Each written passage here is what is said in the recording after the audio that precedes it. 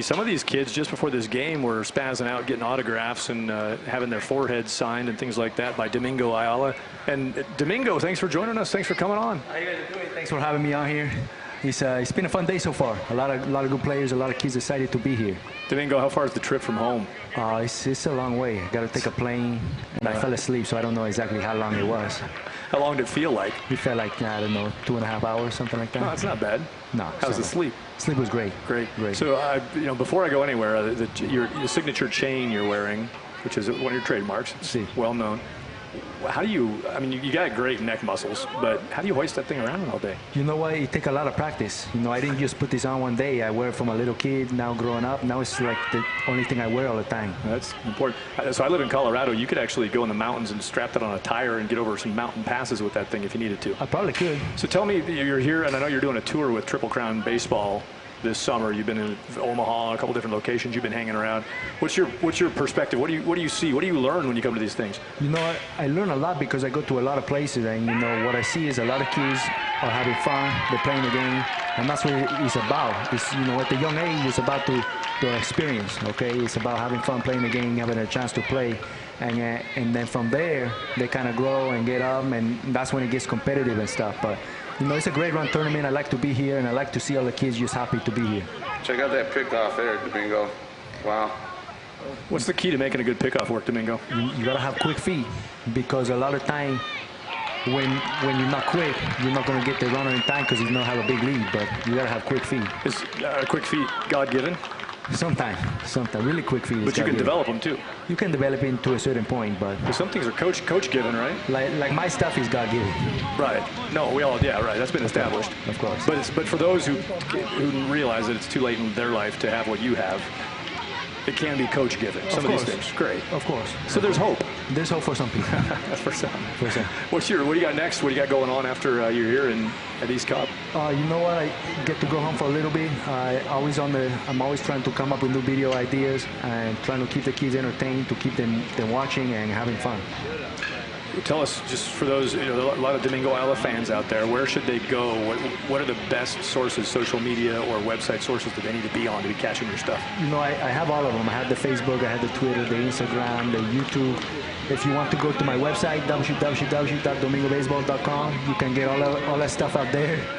But the YouTube videos is popular, and then the social media just kind of advertises what's coming up. Yeah. Those are W's? www.domingobaseball.com. Okay. Do I have that key on my laptop? I'll check it out. You can look at the Twitter. Hey, you're talking about youth, being around the young kids here. What are your earliest memories of baseball? What little Domingo out there running around? What was going on? I remember when I look at these kids and I envy them, because when I'm this age, I don't get to play on a tournament like this. When I'm about 8 or 9, I'm playing with the varsity team already. Yeah. And so that's tough. That's a hard break. Yeah, I don't get to play with. You regret that? No, not at all, because now I'm big time. but I would like to have something fun like this when I play, because that's what it's about. It's about having fun and playing all the time. Varsity team at 8 or 9 years old? Yeah. Have you researched that? Is that a record? I'm not sure, but I'm breaking a lot of records. I don't even keep track no more. It's not worth checking. No way. It's pretty obvious. All right. Of course. Well, bye. Joe, if there's one thing you've always wanted to learn in your life, you've got an opportunity. What's the one thing you've always wanted to ask Domingo? What just jumps to mind? I don't know if this is my whole life, but I wonder, when you were young, did you ever get to play in a park like this, an event like this that you've seen here? You've been here most of the day today.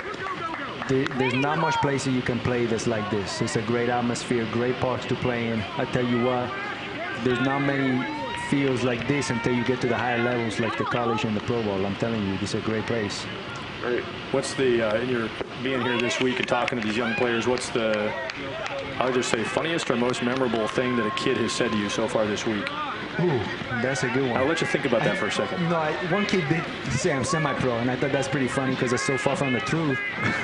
I'm not semi-pro. He was digging at you? I think he was just kidding around. Right, he knew. I don't think anyone's that not smart to say that. Right, he only knew that, he could only say it because everybody knew it wasn't true. You don't say stuff like that if it's true, yeah, right? I think you're right. Okay. And the parents, how do they react to you, to your presence? They love it. I think they like to have me here because then the kids can see what they can aspire to. I think that's important for all of us. I do that in Joe's presence myself. I aspire to that beard you're working right there, Joe. How do you? What is the secret? What's to the mustache game you've got today? That's like you said, it's God-given, man. I never shaved before. I just grow a mustache right there. That's it. It just stops that way. You don't have to trim it or anything. Since I'm 11, it just go right there. God, man. I would love that. I drew the short end of the gene pool, I guess. Tell us about your parents then. How'd this all happen? You know, my parents, they let me play. My uncle Manny, he teach me how to play a lot when I'm playing. And they just kind of let me go and play all the time. You know, I go to school for a couple hours and I go play in the field after that. The first time I ever saw you, I was at a Colorado Rockies game in Denver. And there was, you were doing some impressions. Some batting stance impressions? No, you weren't. You were just hitting the ball. Anyway, we were at Coors Field, and that was the first time I ever saw you. This is years back. On the Jumbotron. Oh, yeah. It's fantastic. And you could hear it. Good job. I commend you for the entertainment you've brought to the game through brilliance. I want to be careful to say it's not just entertainment. It's entertainment spawned by, born of brilliance. Of course. It's kind of it's a side effect of me trying to make the big leagues thing.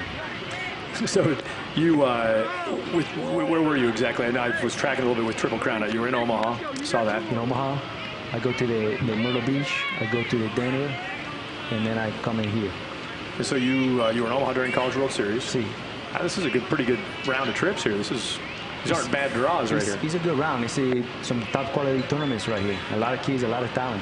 We know you got a lot of fans out there waiting for you. Before we let you go, though, is there anything we didn't get to that you feel is important to make sure you touch on while you're here? You know, I think I touch on it a lot. You know, is when the kids are young, what I like to see them having fun. Sometimes you get a lot of people that try to make it too much for the kids, and then by the time they're 15 years old, they don't want to play no more. It's about to have fun, man. That's what it's about when you're this age, and I think the Triple Crown do a great job at creating that kind of atmosphere. I like it. Yep. Well put by Domingo Ayala. Domingo, thanks for coming in today. No problem. Thanks for having me, guys. Good luck. I'll see somebody you at the aquarium tomorrow night, my friend. We got somebody coming. If you need help carrying that chain or that mustache, but you good? You got it? I think I'm good. We got some assistance here. Might have some trouble going away because all the crowds are going to come after me. Okay, we'll call security in. But yeah, come check out me at the aquarium tomorrow. It's going to be a fun time. That's Domingo Ayala. Thanks, Domingo. We'll see you soon. All right, see you guys. Thank you. All right, good to see Domingo Ayala working the East Cobb Baseball Complex. Thanks for a little time on the Quadcast today on the live streams of our Triple Crown U.S. Club Nationals.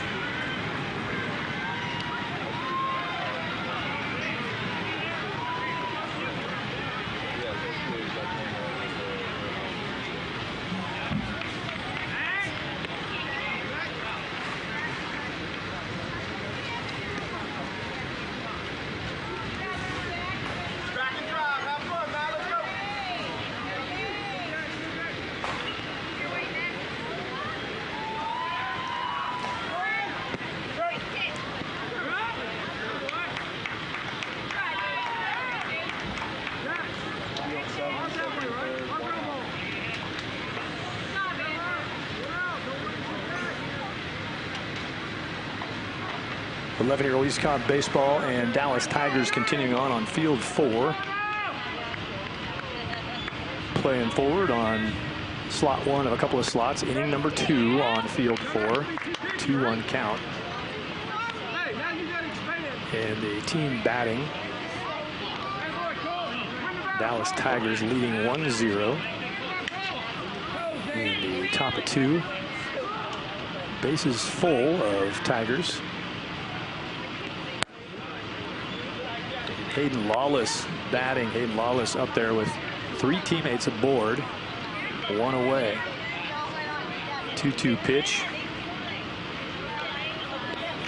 It's fouled away. The lefty Jake Hembry pitching. He'll bring it again.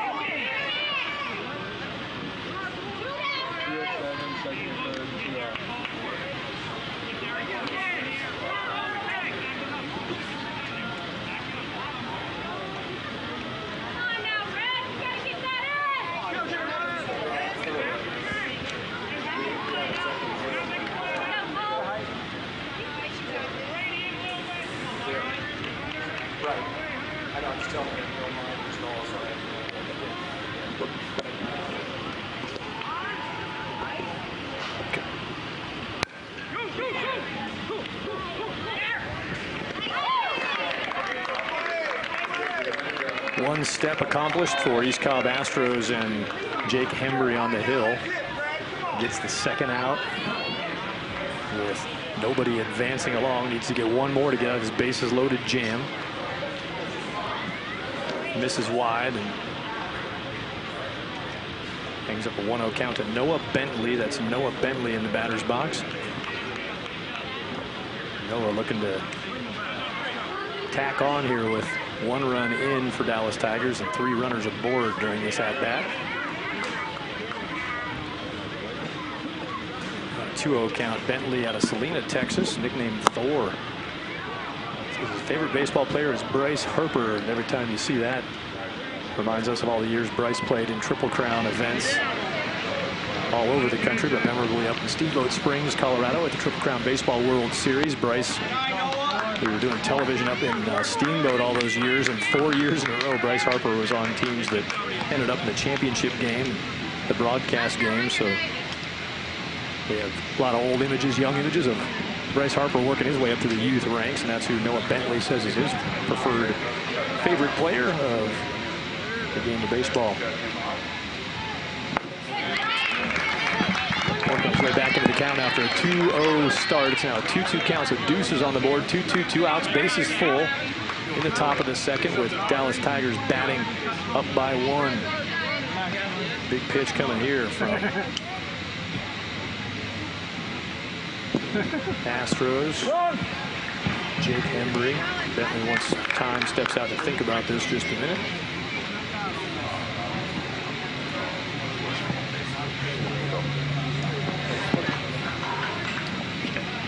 Here's the pitch to Hembry on a 2-2.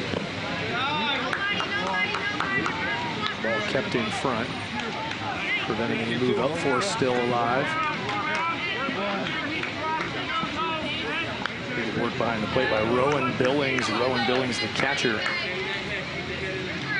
Again, not a gimme on a wild pitcher pass ball that you're going to score from third, but any kind of side bounce of any sort or anything that deadens the backstop, probably enough to get a run home. But you got to bring it. Full count pitch. Laid off, asking for the appeal out to the middle of the diamond, and didn't go. Yeah, that's a tough angle for a 2-umpire crew to get from the middle there. So the walk to Noah Bentley pushes a run across. 2-0 now, Dallas Tigers. They still got something going here. We see Cade Ladahoff again. We saw Cade last go around. So the Tigers sending a lot of guys to the plate. They're rolling the order over here early.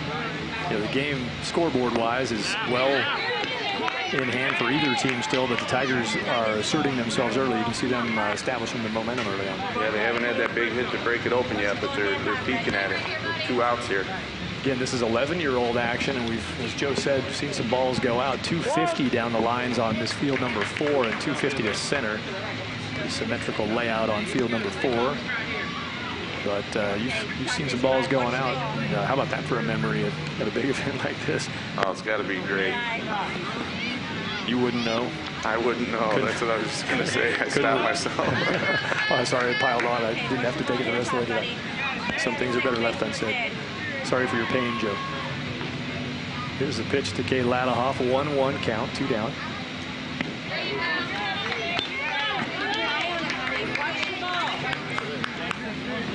Got back-to-back doubles. There's a second of 2. A line shot down the left field line. Trading places, runner coming home. Yep, that's back to that 9U game there with the 6-4-3 in East Cobb, and that caused the pitching change there. Yep, now we join that live, so you saw 6-4-3 on the field. Quick flashback on what produced some scoring traffic and the pitching change that Joe mentioned.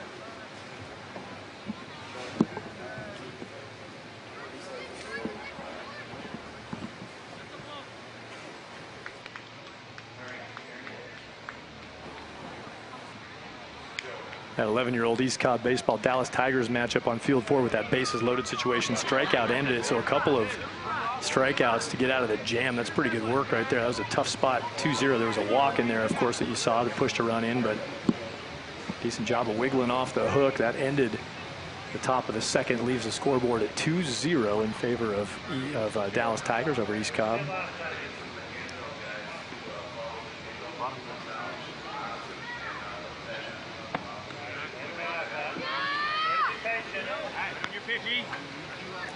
Staying with it on field number 8, 9-year-old action. He's Cobb with a runner on third.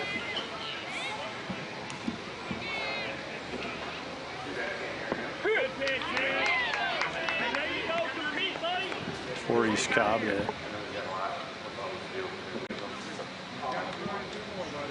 The hitter up there, Ethan Murray, is the listed as number 4. Yep, Ethan Murray looking here at a pitch coming in. Good hack and fouled straight back. Teammate available down there at third base for him is Jackson Taylor. Jackson Taylor, the runner at third, with Ethan Murray right there in your screen, swinging the bat. 6-0, 6-4-3.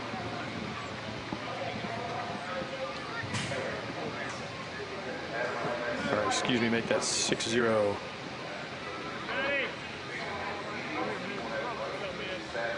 The Astros should have that mark. Yeah, we're checking it out, making sure we got that straight. Bounce around field to field here. Again, 4 fields of coverage happening for you from the Triple Crown U.S. Club Nationals. Triple Crown Baseball proud to present this first-year event that looks like it's going to grow into something special. Pop to the on-deck AstroTurf, going to fall uncaught. That'll shoot us over to field number 7. Again, we rejoin the 10-year-old action that we were seeing earlier with Beaver Valley batting. Oh, that was a big double play to get out of a jam there. See SBA Canes rolling it over, and that's, you know, even good defenses at this age level, those base pads only 65 feet apart. You got to be quick and efficient to turn a double play on the short pads. Yeah, you honestly don't see that too often, but you know, that was a nice, good hard ground ball, nice clean fielding, got rid of it quick at second, no problem. They're out of the inning.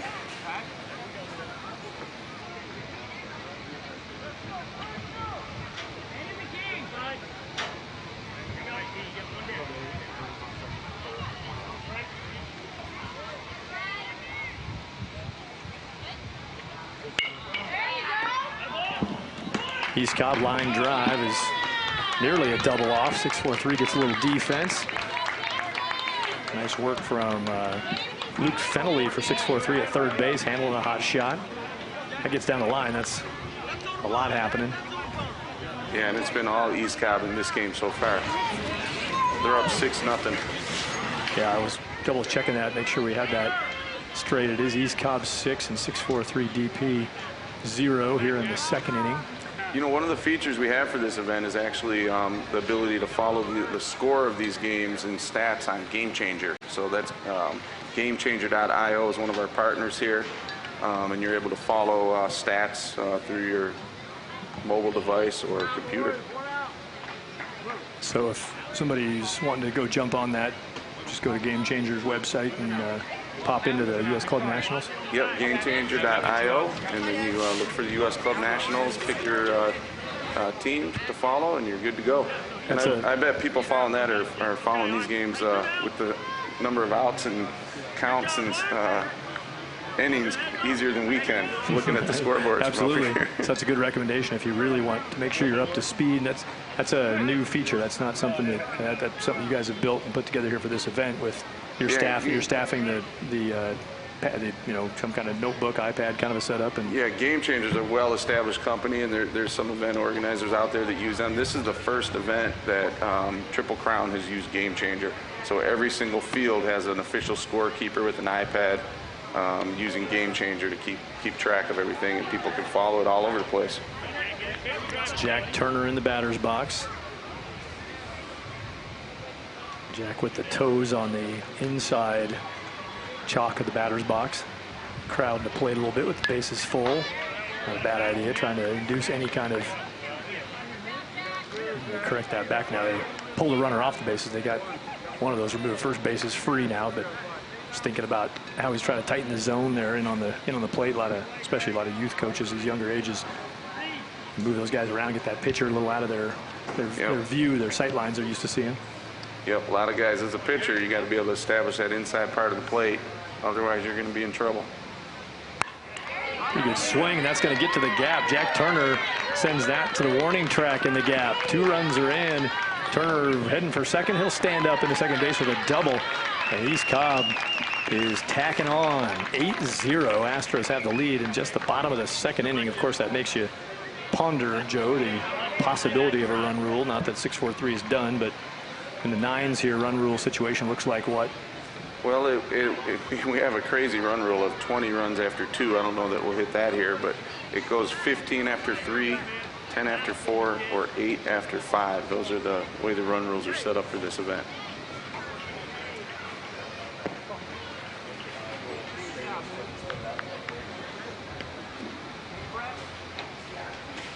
So clearing off a couple of runners. Good swing, gets a couple more home, and still in motion here for East Cobb. Drake Lucky. Nope, I only saw what looked like a 1 and a 3. That's a 4 and a 3 on the back, so let me correct that for you. It's Cade Kiz out of Woodstock, Georgia. Cade playing for East Cobb's 9-year-old squad.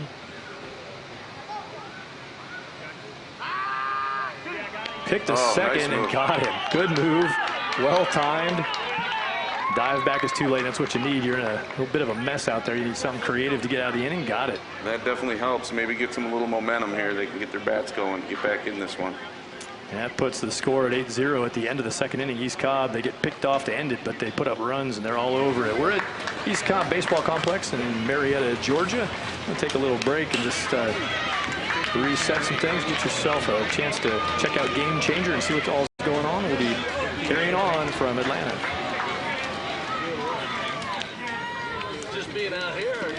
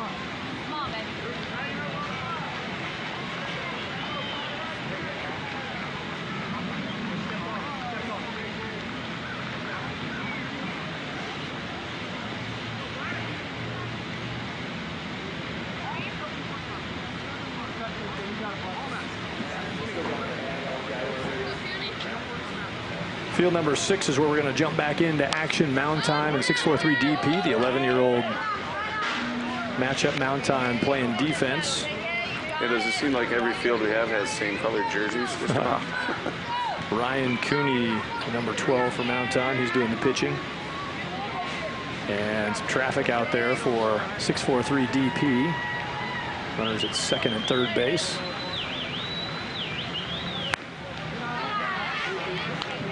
Lefty in the batter's box is KK Tao. Chance to cash in some runners.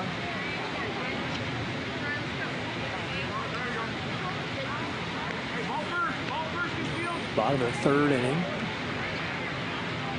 A 1 away. No score at this point. This ball's hit well to center and going to get down. 1 run's going to score. The runners will be on the corners. So a good swing from KK Tao is going to push in that first run. 6-4-3 gets on the board. And still in business with 1 away and 2 on, first and third situation. Yeah, that was actually a nice job base running there. The runner on second held up a little bit just to make sure that drop, taking no chances with 1 out. That brings Brandon Trishell to the plate. Brandon hitting with a 1 out, first and third situation. A little communication going on. Obviously, the defense calling out a first and third coverage. Yeah, these first and third situations get exciting with these younger ages. It's not, there's nothing automatic here. Yeah. Well, we're in the 11-year-old, so you're at the point now with a lot of these catchers where they're throwing guys out at second base. You know, some of the younger ages, it's kind of a gimme to second. But here's a look at that swing by K.K. Tao that set home a run. Saw what Joe's talking about, a little hold up. They do run the runner here as we get back to live action on that first and third situation. Tao goes and takes second base. Little cutoff play from the shortstop was the decision defensively, throw towards second, but yeah, that's great. They're usually practicing the cut to the shortstop, a pump fake, throw back to third. Sometimes they go right through to the bag. So, fortunately, when I was coaching teams at this age, we had 2 catchers who were above average arms. By the time we were 10 years old, they were pretty good at throwing guys out. So we would throw down to second base on first and third pretty often. Yeah. And what you get a lot of times is the runner isn't really, they don't think they're in jeopardy as much. So a lot of times they run just a little slower. It's not like they dog it, but they think they're used to getting free passes down there. Exactly. We picked a lot of guys off. So a lesson to be learned for the runner. You always go assuming that the throw is coming. This ball's through the right side. Another run coming home. And again, a first and third. So 6-4-3. Couple of first and third opportunities back to back here, and they've got a couple of runs pushed across. When we joined this game, it was scoreless. Now a couple are in here in the third inning. Yep, and another first and third situation. That was Brandon Trishell. You know, it's the little things, obviously, at this age, and these kids will be in the pool later and eating pizza too, you know. And you saw on the first ball hit to the outfield. I don't know if a coach had to call out or not. First baseman's a little tardy coming to take the relay in the middle of the infield. Beautiful thing about, if you want to make silver lining out of a couple of RBI base hits in an inning like this, the second time that ball went to the infield, first baseman was immediately on the task. So, you know, lesson learned. A little something picked up in this inning alone. Yeah, and that's what all these guys are doing in this event. They're getting the experience, they're learning, and you see the kids make a mistake, and rarely you see them make it a second time. That's what this is all about at this age. Kenton Collier, a lefty-lefty. We saw Kenton pitching left-handed. Now he's batting left-handed. Here's another first and third steal going down. And there's your throw to the bag. So, or just off a little to the third base side, all the way through. So they set that up with a cut play. Once they showed that to 6-4-3, they could throw through to the bag, and the runner at third was assuming another cut play. Hey, we're out of that first and third situation now with second and third, but in first and third, because it's different depending where you go. Comes a pitch. And missed to Collier. What are you playing for first and third? Feint or no feint rule here on pickoffs? And we play National Federation High School rule, so you actually can fake a throw to third, step off, and attack the runner at first or go anywhere with the ball. So still allowing what was allowed a few years back. I know there's a few changes made. And big leagues. And one of the crazy things about baseball is there's different rules at all different levels. So they changed that in major leagues and college, and actually even Triple Crown in some states we have taken that rule away. But for this event, we're playing the straight up high school rules. Yeah, National Federation left it that way, that you can fake the third. And so you're playing that way. Yep. We load him back up with a walk now. 6-4-3, going to bust it open. Carson Curse will bat, but first he'll have to wait for at least a catcher mound visit. That's a great move going out right there. Give him a little breather, settle him down, make sure he keeps throwing strikes here. Mentioned earlier, Ryan Cooney was handling the pitching duties. Ryan trying to settle it down and getting a little help from behind the dish in that task. Will Cook, looks like Will Cook is doing the catching. His catcher's gear is covering number 5, I think. Yeah, that's what I'm going with too. It looks like that's who out there doing the catching. This ball is short. A little distraction from the runner is going to be just enough, and the ball gets loose. Now another run coming home. Ball's dead. Went to the dugout area. So Mountain Time not able to get that. It was going to be kind of a tough play anyway. Drew defense toward the hole just a bit, and the runner moving in front also a little bit of extra difficulty level. Yeah, that was possibly going to be a double play ball. That runner did a nice job distracting him, and throw just got away from the first baseman. That was Carson Curse's swing that moved him along, and now a laser up the middle, knocked down. Nicely played for Mound Time, and they're going to get the out. But out some hurt. That was a shot, and Ryan Cooney, pitcher, presence to get the out, but Hopefully Ryan's all right. That ball was on the ground. It looked like it hit hand or wrist area. In case you didn't quite see that, it didn't appear to get him up or above the shoulders or anything. We'll see though. Yeah, we hate to see this either way. Somebody going? Guy?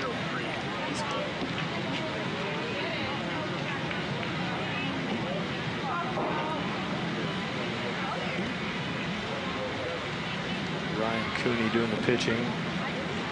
Here's that ball back up the middle. What a great job. He stayed with him, made the play. Then he was hurting. He went down. He just made the play before he went down. Yeah, gloves off. They are looking at his hand. If that shot, couldn't tell his foot popped up too. Didn't know if it hit him on the foot or just all hand. But he's pretty much pushing everyone away, telling everyone he's okay right now. Ryan Cooney. When he was down, you hear right away from the bleachers, and rightly so. Somebody get a bag ice, get a bag ice. And I think the idea is, hope he doesn't need it for a couple of reasons. We don't want him hurt, and then if not, I'll put it on my neck in the crowd here too. Just bring me a bag ice, and I'll just chew on it. Yeah. Kind of a warm one in Atlanta today. Summertime fun. They've welcomed us with warm 90s, 98, 99, and lots of humidity. This game we're looking at right now, and they're still making sure that Ryan's doing all right, but now a little defensive conference going on too. The beauty of your event you're doing here is on the other field, we were watching 6-4-3 struggle a little bit, right? Yep. So if you're a fan of one of these clubs and you don't like what's going on field 8, just come over to field 6. Walk Maybe your team's over there. doing better over here. Better. Your odds might change. We got an interesting situation right over here with Beaver Valley and SBA. SBA up 1 2 run, outs.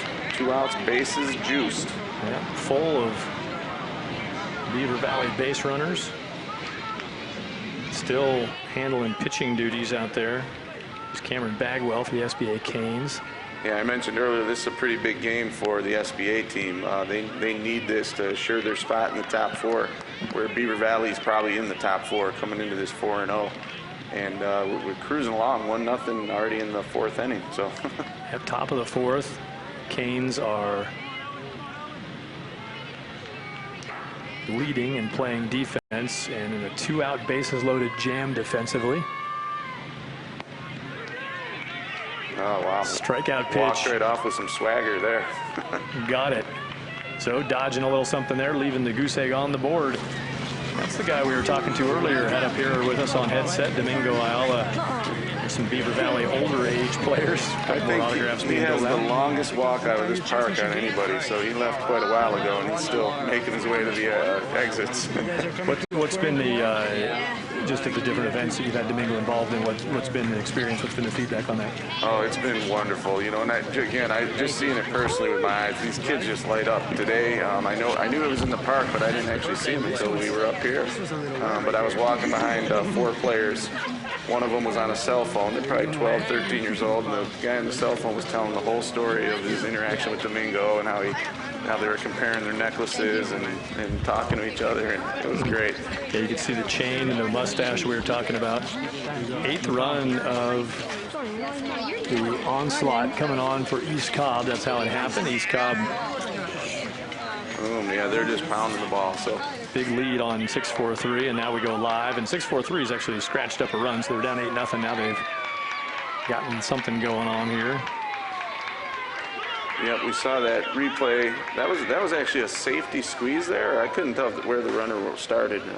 I looked over there a little late, so it looked like he was just trying to bunt the guys up from 1st and 2nd. Simple sacrifice, but he bunted it so well. He made it to 1st easily, so a base hit, bunt. Yep, bases full for 6-4-3. Brian Tibbetts. Now he's going to step down the line. So yeah, that, a while back we saw, what do we have there? Double play or something turned. I watched so many games. There's a little momentum shift for 6-4-3 at one point. Oh, it was a pickoff play. That's right. Nice pickoff by 6-4-3, and then a little momentum going their way. Yep, got out of the angle. Another bunt. This is straight back toward the pitcher. Going to flip to the plate and safe.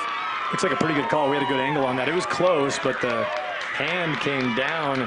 Looked like just before the ball was caught. Jake Medley coming from 3rd base. He puts up the 2nd run for 6-4-3. That was definitely close. I want to look at this because that is a force play there with the bases loaded. So We obviously don't have replay, but pretty good call. You know, just looking at that. We have replay, but the officials or the umpires will not be using that. The umpires do not, but just looking at that, it was hard to tell when his hand hit, but that might have been a good call. Yeah. They're talking about it. The umpires are. There was some discussion, and looks like he's going out. Yeah, stuck with that call. And I will say that's one of those. Obviously, play like that, it's going to be 50-50. Half the house is happy, half the house is not. You're not going to win that one. Typically, yeah, bang, bang play. That's not a bad call either way. I mean, that's going to be. Look at it. We got great video on this. That right hand's coming down. You can't really see when the ball hit, but based on that, look, the catcher's glove definitely did not close before the hand hit the plate. So it looked like a good call to me. Interesting there, too, Joe. You pointed it out, and it's no fault at all in a 9-year-old game for a catcher, but when you turn and tag like that for an umpire, just stretch. Obviously, stretch. If he stretches himself and makes that, he probably gets the out. Yeah, if that catcher turns into a first baseman and gets out and stretches to that, they might get the out. I'm not even sure if the catcher realized that was a force play right there. So, bunt fest going on. It's 3 consecutive now for 6-4-3. So they get the bases loaded up. They've got nobody out. And now they're just going to go small ball until you prove otherwise. Until you make a stop. Yeah. Yep. They're going to force East Cobb to field that bunt and make a play. It looks like.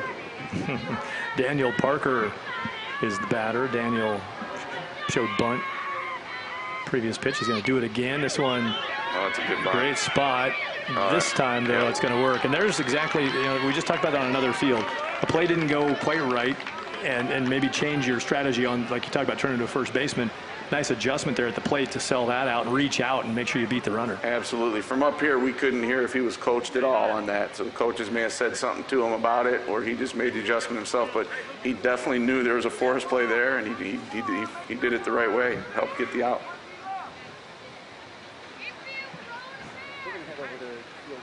Looks like I think we got Luke Parker back there behind the plate. This guy we're talking about, I think that's Luke. Looks like the number 3 obscured by the gear. And so commend Luke for making that adjustment and getting that stretch at the plate.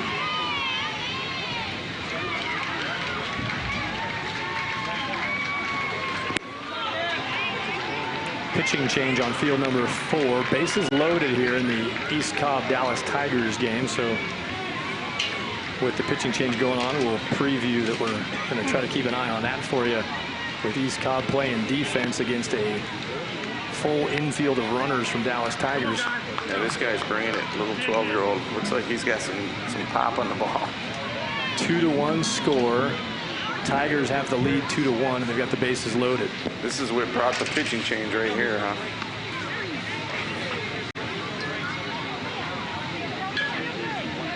We're jumping back on to field number 8, and it's 6-4-3, still going at it. So, this is a little bit of daylight on the pick move back to second. I was going to say something to you, and you talked about the pickoff to end the previous defensive half for 6-4-3. They're down 8-0, everything looking wrong. It's 2 innings into the game. And youth baseball, if you look at a line score, this ball's juiced pretty well to center and over the head. One hop to the wall. 6-4-3 is closing the gap quickly. They were down 8-0. It's 8-6 now after 2 runs across the plate on a rocket double to center. I think that was just one. They had scored 2 on the previous, so there's only guy in second, first and second there. So they're putting a tying run at the plate. 8-6. Yeah, scoreboard. Well, we got 8. Now we got 8-5. Now we'll join back in. That's probably me mathematically tallying that. 2-1 too many. Second and third, 1 out. This is the kind of momentum we want to try to catch with this quadcast here when we see something like this. Down 8-0 coming into this inning, and they've bunted their way into some runs, and now a couple big hits. They put the tying run to the plate. That's Cameron Novak, the tying run, standing in the box. Cameron swings toward third. Runner's going to try to move up. Call is out at first. The throw gets wide and wild, and going to try to score him. And going to do it. So the big double a moment ago was cashed in. Giovanni Fortunato hit that double, 1 hop to the wall, and now he scores. Check in here at first base, because there is an argument to be made that the foot might have come off, trying to make the throw back. Yep, they're leaving him out.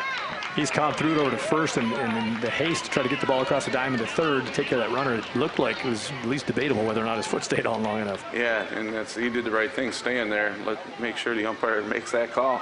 Yep, the runner, just hang on until they make you go to the dugout. 8-7 now, though. So want to finish that thought I was asking about, Joe. We had the pickoff move from 6-4-3 that finally stopped the bleeding. They were down 8-0. But youth baseball and a line score, if you look at a line score, or you look back at a game, here's a look at that question about whether or not the first baseman had the bag. Tough to tell for sure on that. He was working quickly to get the ball back across, try to cut down the other runner. Yeah, that's the thing, these young guys, and they keep playing ball, and they get it more and more. We saw a difference over there with the 11-year-olds. These 9-year-olds still have that scoreboard built into their heads. They know the score of the game. They know the situation. They don't always think about what out's important. They just see what's in front of them and react quick, which is good at this age. That was Andrew Smith at first base. He got the out recorded a moment ago on keeping the foot on the base, and then he got a ground ball to end that. But 6-4-3 comes all the way back. 8-7 to score.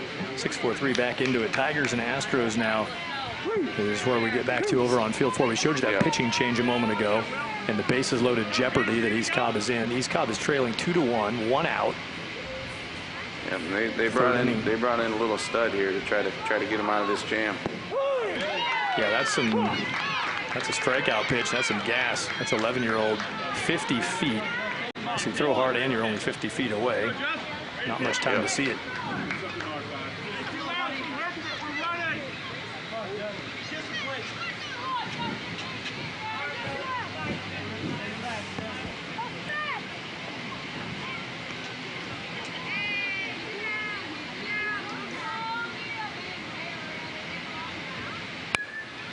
Ball hit to the right side, and they handled unassisted.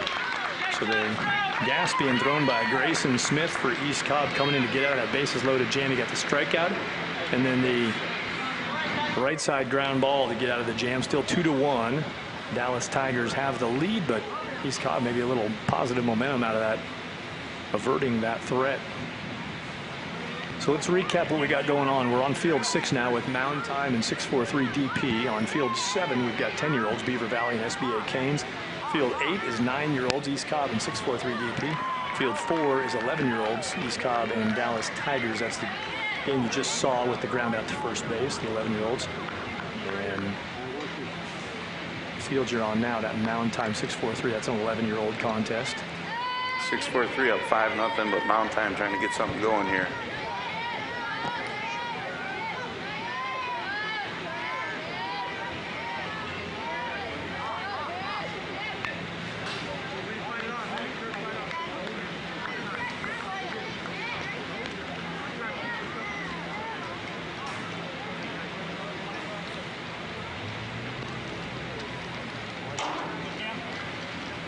Two down in this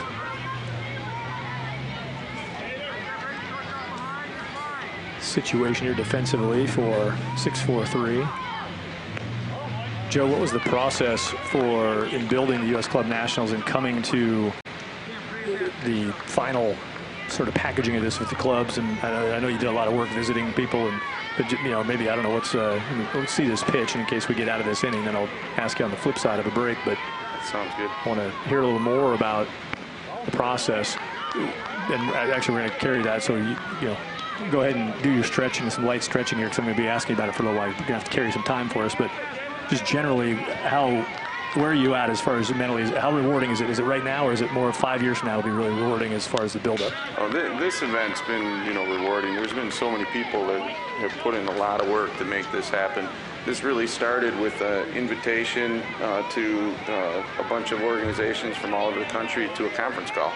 And we talked about the concept, and a lot of people liked it. We had commitments right there, and then the ideas started flowing in directly from all those organizations right on that conference call. We dreamed up some big stuff, and then lots of people at Triple Crown Sports and some of our other partners have put all this together and made it happen. So it's been great to see. This is being the first year for this event. This is just going to be wonderful. This concept's going to grow. We've worked out an agreement with East Cobb for the next 3 years at least to be here around these dates, and we have more demand, more organizations wanting to get in. This will be great. 6-4-3 DP got a ground ball. They get out of it, and Mountain Time will have to go back to defense with the scoreboard still showing nothing over here on field number 6. We'll come back with more after a break.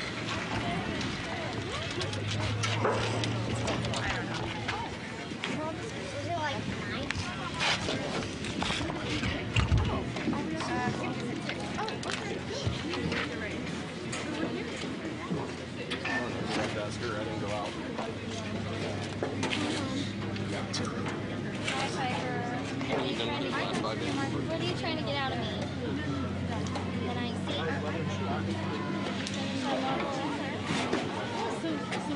Water. Yeah, let me just release it. It's pretty hot, sweaty pressure right here. Yeah. So it's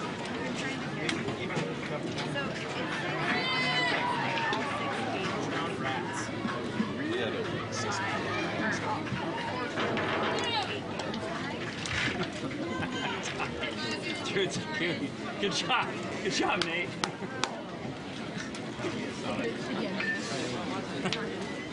Tie through right to the end of it. Nate, I mean, Nate, grab it. Nice pair. Buckle down, bud. Yeah, we have more cases of water in the car. We're down to our last 2 waters.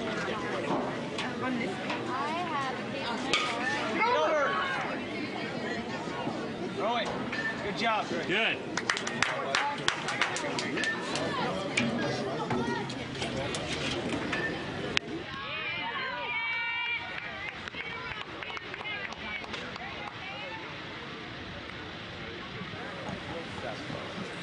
Rejoining our quadcast from East Cobb Baseball Complex, Marietta, Georgia, in the Atlanta metro area. Triple Crown presents the U.S. Club Nationals. Field number 7, Beaver Valley Red is batting in this 10-year-old matchup, Beaver Valley and SBA Canes. This here is a pool play game, as Joe was talking about. So these teams really just due to the weather, and that's going to be popped up, ended up in fair territory. Canes get the catch from their pitcher who's still out there, Cameron Bagwell. He's working in his 5th inning here in this game. This pool play was supposed to be not a thing anymore, but with your weather, it's different. So we're seeing a little bit of pool play in our quadcast here, and then we're also seeing some bracket play, some playoff play. And we'll see more of it coming up at approximately 6:20 p.m. Eastern time is our plan to finish these off and do a reset and then roll up 4 more games coming up tonight. It'll be, from what I saw, it's 8 different teams too, so there's nobody staying from this round. It's actually a whole fresh slate, so we're getting 16 different teams in about a 5-hour window. Yeah, we were looking at getting the semifinal games broadcast during this segment, but with the weather we had last night, pushed everything around.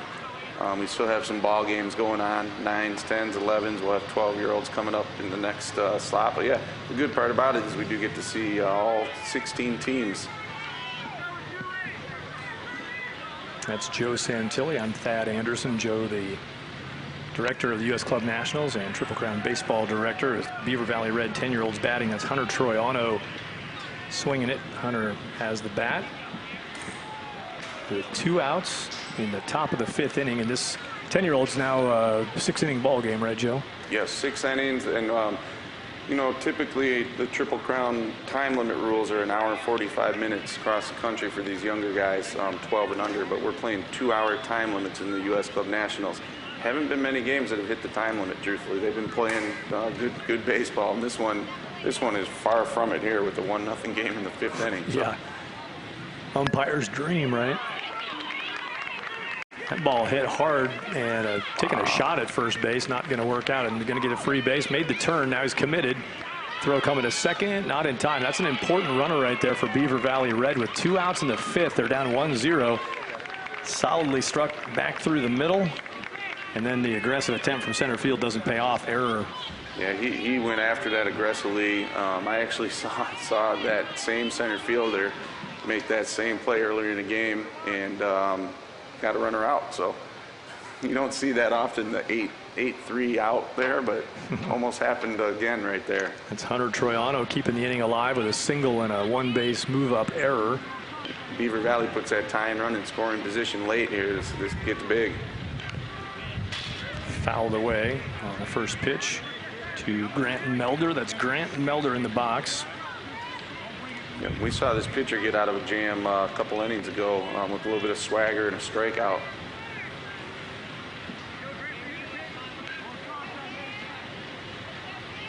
This kid batting right here, Grant Melder, says something unique about himself. Stayed on pogo stick for 3,000 consecutive jumps. That's a 3,000 pogo kid. It was probably this morning, and he's still got plenty of energy to play ball. So. Yeah, he was in the pool after that, and then went bowling. Well, speaking of which, I know you're known worldwide as a bowling connoisseur, a bowling stallion. I thought you were going to say a pogo stick jumper. No, sorry, no, that's not. But I know bowling. Oh, you got something going there. Runner moves on. Troiano moves up to third base now, and that's the tying run over there with 2 down. Beaver Valley, the visiting team, so if they don't get one here, they've got one more chance in the top of the 6th. They're playing the top of the 5th right now. We talked about it earlier, Joe. This is an important game for Beaver Valley, and that's a big swing right there to tie it up. Not going to take a shot at first base with a throw through on that hard hit ball to center. And Grant Melder follows the single by Troiano. Troiano moved up on an error, moved up on a wild pitch. He scores on the single from Melder. And that ties the game at 1. So Beaver Valley now even up with the SBA Canes. The Canes out of North Carolina, Beaver Valley out of Pennsylvania. That's a big clutch hit there. To keep them in the game, tie it up, and keep their undefeated pool play record intact. Andrew Costello will bat. And Beaver Valley, they don't want to be done yet either. They'd like to jump on top of this thing here in the 5th. How you handle an extra innings, should that become an issue, Joe? Oh, that gets really fun. So when we go to extra innings here in these pool play games, bracket games, until we get to the championships, we use what we call the Triple Crown tiebreaker. It's been called the international tiebreaker before, but the batter due up last starts at second base with no outs, and you just continue playing innings like that till there's a winner. A lot of strategy has to go in if we get to that. You got to decide whether you want to bunt them up or play for the big inning. Being the home team usually gives you quite an advantage there.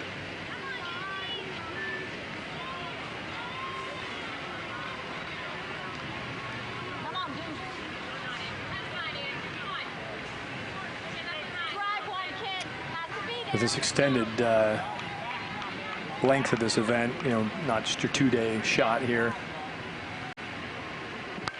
Another good swing. This ball driven to the right center gap, and that's going to work again.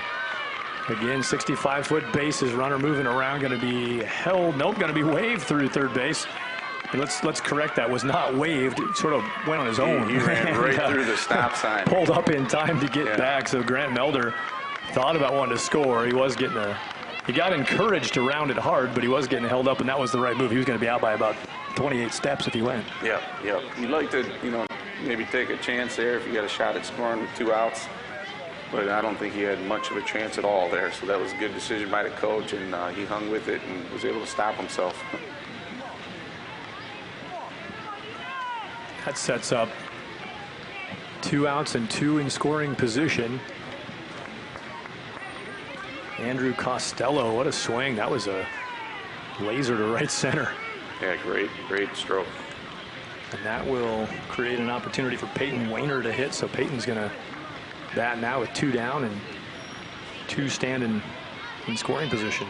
Yeah, this Beaver Valley team's been scoring double-digit runs. So this young pitcher for SBA has been doing a nice job of holding them down, but the bats are starting to wake up a little here.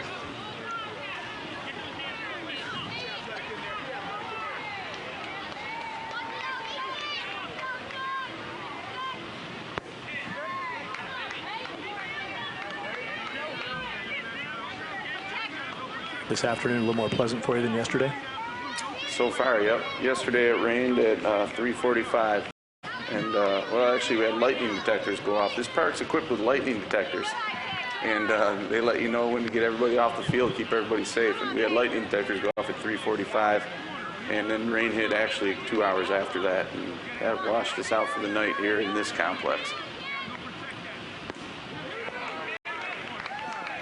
Strikeout pitch leaves the game at 1-1, but that one big run did get in for Beaver Valley Red. They changed the scoreboard in the inning, turned it into a 1-1 knot now, and they've gotten themselves in position to fight for sixth inning battle. You got to get to the bottom of that fifth. So Beaver Valley does it. SBA Canes, they got Cameron Bagwell still pitching. Cameron throwing a heck of a game. He's only given up 1 run, but starting to see Beaver Valley breaking through on him a little bit. Yep. Third out recorded over here on field 8. The 9-year-olds, East Cobb and 6-4-3. So 6-4-3 gets off the diamond. Looks like 11-7 is the updated score for East Cobb. They were up 8-0, got reeled back into 8-7. They put up a couple more runs, 11-7 on the scoreboard now. And then the 11-year-olds is where we head next with East Cobb and Dallas Tigers. Yeah, Dallas Tigers, another renowned organization out of Texas. We get to see a couple of their teams in the 620 games here today.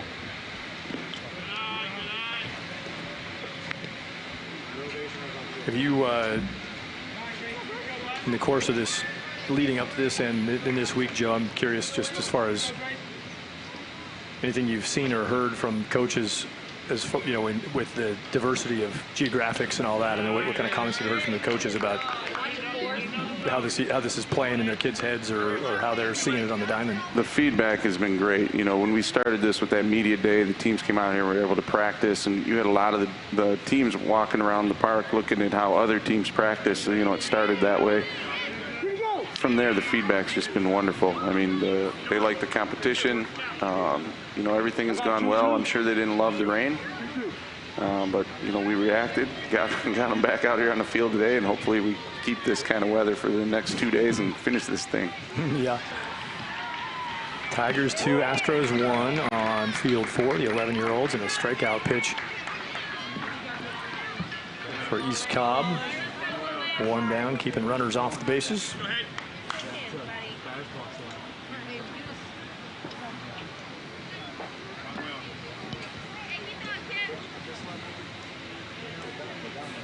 Yeah, this guy came in a big jam and has been shut down.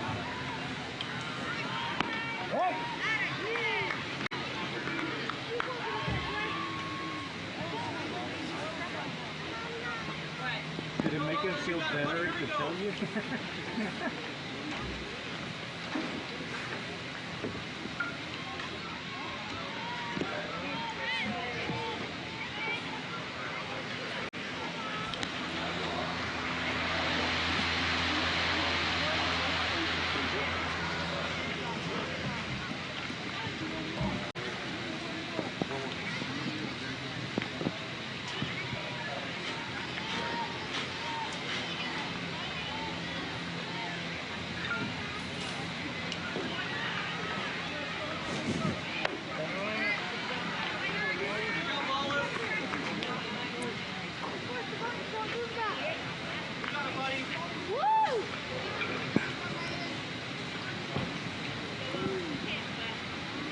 Astros Tigers on a 2-1 score, 1 out. Astros playing defense. My cough drop not quite working all the way. There it goes. I think it just kicked in. You got a few games to do here this week, huh? Yeah, tomorrow will be more of a traditional look at 2 championship games, a 13 and under championship and a 14 and under championship from East Cobb Baseball Complex and the U.S. Club Nationals. Thad Anderson, I'll be joined tomorrow by Greg Swindell, 17-year Major League Baseball veteran who did our broadcast with us in Omaha a few years ago at the Slump Buster Triple Crown event. That's good for you. You're going to get some real talent in here with you tomorrow. That's good. You mean you're staying? And then we'll bring Greg in too. That ball is popped up. It hit the side screen. First baseman caught it, and everybody wanted to celebrate that, but you don't get an out for that when it bounces off the side screen. Hayden Lawless, number 9 on the jersey. I was like, wait, he cut it. Dealing with a full count now, 3-2, 1 away. Top of the 4th inning.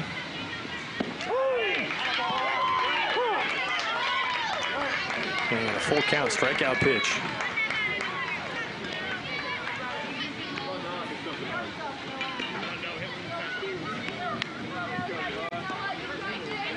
Couple of good games going here between this that 10U game we left and this 11U game. Some tight ones.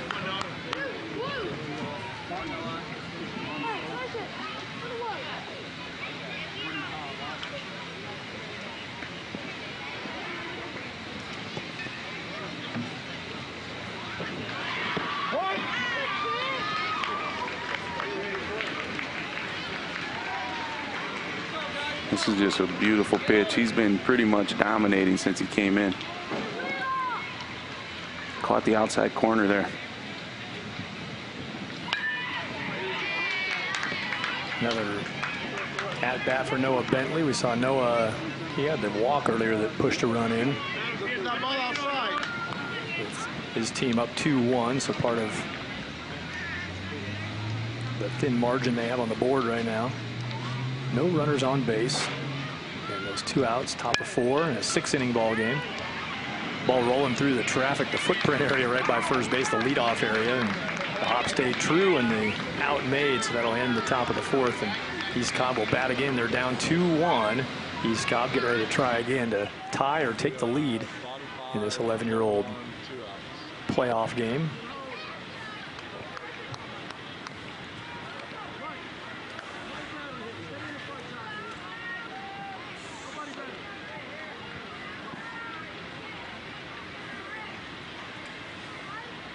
Rotate our way back around to field number 7, the 10-year-old contest between Beaver Valley and the SBA Canes, and that's through. Remember, we're in a 1-1 ball game here. We saw Beaver Valley tie it up in the top half of this 5th inning, now in the bottom half with 2 outs.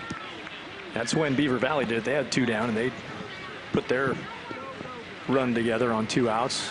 SBA Canes would like to do the same thing now. Those 2-out runs are the ones that hurt the most. Get your momentum. It's Michael Heiss who singles. Solid swing to put him on first base, so Michael's on board. I just go ahead and just straight fess it up that I don't know. I don't have the scouting report here on speed and base runners and all that, but in this age group, in this situation, well, you always running want is a high likelihood. You want to get that runner in scoring position, but it doesn't look like he's going anywhere at first base here. So yeah, kind of a smaller lead and a lean back, also kind of tilting back toward the bag, protecting against the pick throw. Jack Newell is the batter. It's down and out, got the outer edge, low part of the plate, well located for a 1-2 count. Grant Melder, who had a big hit in the top half of this inning, he's pitching with a 1-2 count, 2 outs. Runner goes, ball hit to center, going to stay up and almost stay up a little too high. Really nice play, yeah. Yep. Those line drives right at you are so tough. He was coming in aggressively and realized he maybe overran it and just dropped to his knees, made it look easy. Cole Sullivan, the center fielder. Nice catch by Cole to end the 5th. So those 2 teams are going to the last inning tied 1-1. Great ball game, great pitching, good defense. Like to see that. There's a lot of good things happening over there in that 10-year-old pool play game. I'm sure we'll be back to see how that one finishes. And so now we go to the 9-year-olds taking it down 1 age from the 10s to the 9s. East Cobb and 6-4-3. East Cobb moved themselves back up to a 4-run lead here, and again we're watching 6-4-3 try to get something going again. This is a part of the lineup they were able to get some base runners, bunt some things, move some guys around, and get back in the game here.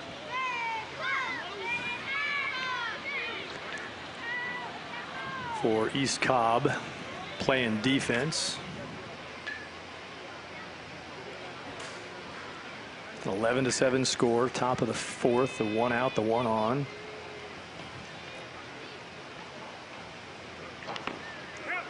Swinging a foul for 6-4-3 from Daniel Parker. Daniel Parker is the current batter, in the East Cobb pitcher, Jackson Taylor. 11-7. He got 18 runs up in this game in the 4th inning. Right here next to us in the other field, you got 2 runs up into the 6th inning. It's the beauty of youth baseball, and every team will do this. You know, you'll have a game where you're 1-1 into the 6th, and then you got a game where you're 21-17. I just lost everything here. It's just like zipped kind of loud.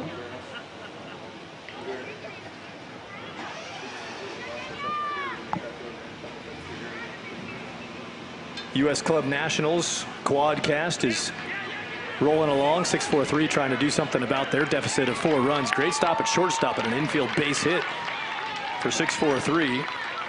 Daniel Parker, the batter, who hit it to the 5.5 hole, puts himself aboard. 2 runners on. Check this out. Leaping, lunging stop. There it is. He actually made the play there and then got up and looked for the ball. The ball was right in his glove. He's got a pretty good-sized glove for a shortstop. That's a debate that I hear about a lot. My son actually plays some shortstop out in Colorado, and he uses a real small glove. A lot of his teammates get on him about it, but that's one you like the small glove there. You know right where it's at. Of course, maybe you don't make that play. That's Jack Turner at shortstop, who did a great job flagging that down. Probably didn't have a play either way. He did hesitate a little bit. Even if he went straight to the ball to make the throw, it's probably going to be too late anyway. For 6-4-3, they're down by 4. They have a couple guys on, and they have a couple more innings to work on a solution to this deficit. But here's a great opportunity to go right at it, and it's Jake Medley batting. Runner's going to move along, both of them moving up, so the forces are now off. That's there you important. Go. Very, very aggressive there, down 4, but taking a chance and maybe pays off here. Got 2 guys in scoring position now.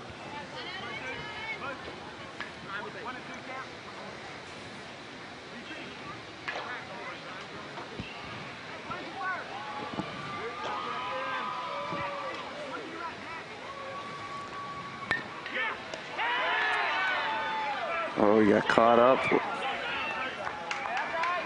Throw off line. And line drive right at the first baseman. The base runner did not read that well at all. He took off immediately. That was a double play, all set for him. First baseman throw was offline though, so he was able to get back.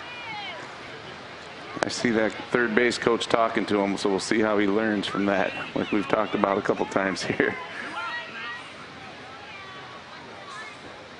Yeah, both runners were available as throw behinds on the line out. They both took off.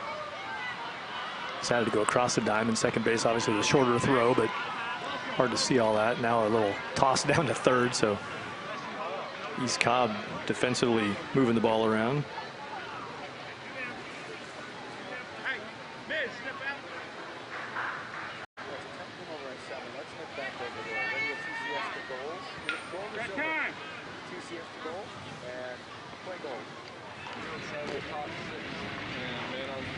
Back over in this Beaver Valley SBA game, you're watching a look here. Had a nice solid base hit with a runner on, and that put Beaver Valley up in this game in the top of the 6th inning, 2-1, Thad.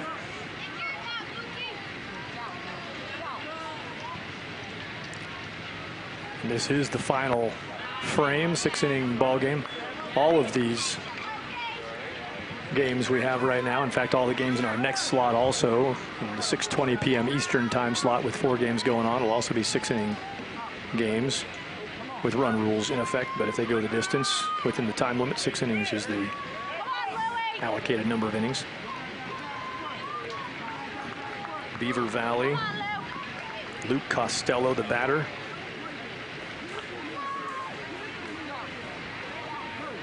The 1 run in the 5th to break the scoreless run for Beaver Valley, and they got another one in the 6th, saving their scoring for late.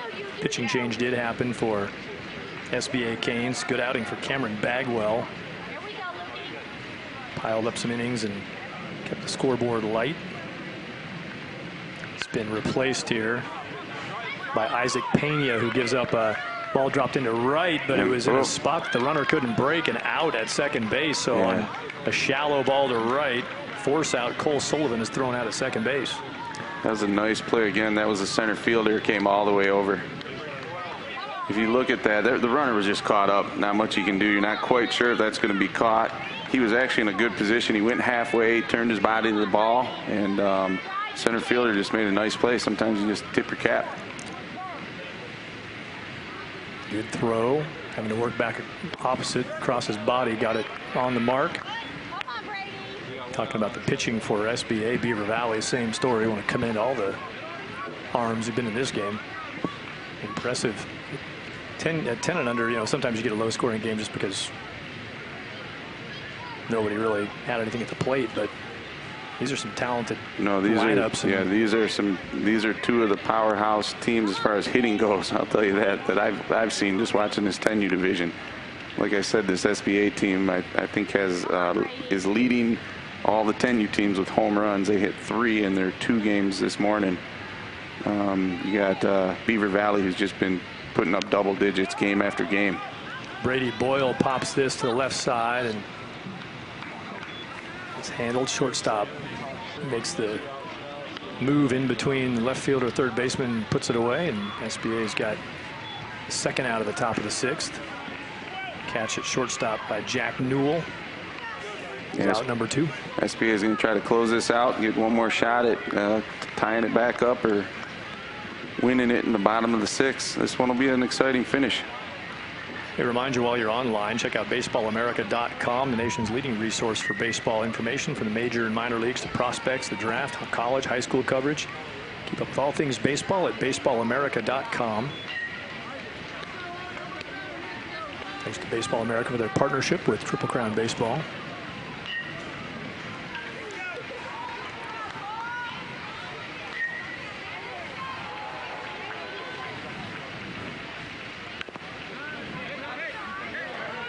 Big swing for Owen Yarusi, fouled it off.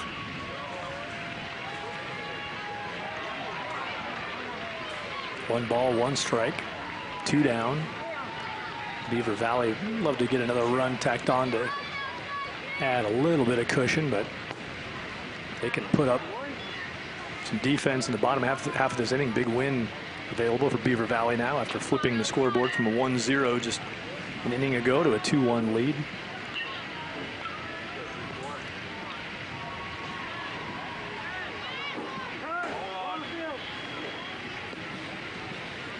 Game's chugging along on field number 6, mound time and 6-4-3 DP. The 11-year-olds 5-0 the count over there with 6-4-3 leading. Scoreboard showing us 5-0 on that 11-year-old game. And looks like they just put a fork in that one. The final is going up on the board. So 6-4-3 and the 11-year-olds has won on field number 6. Mound time takes the loss.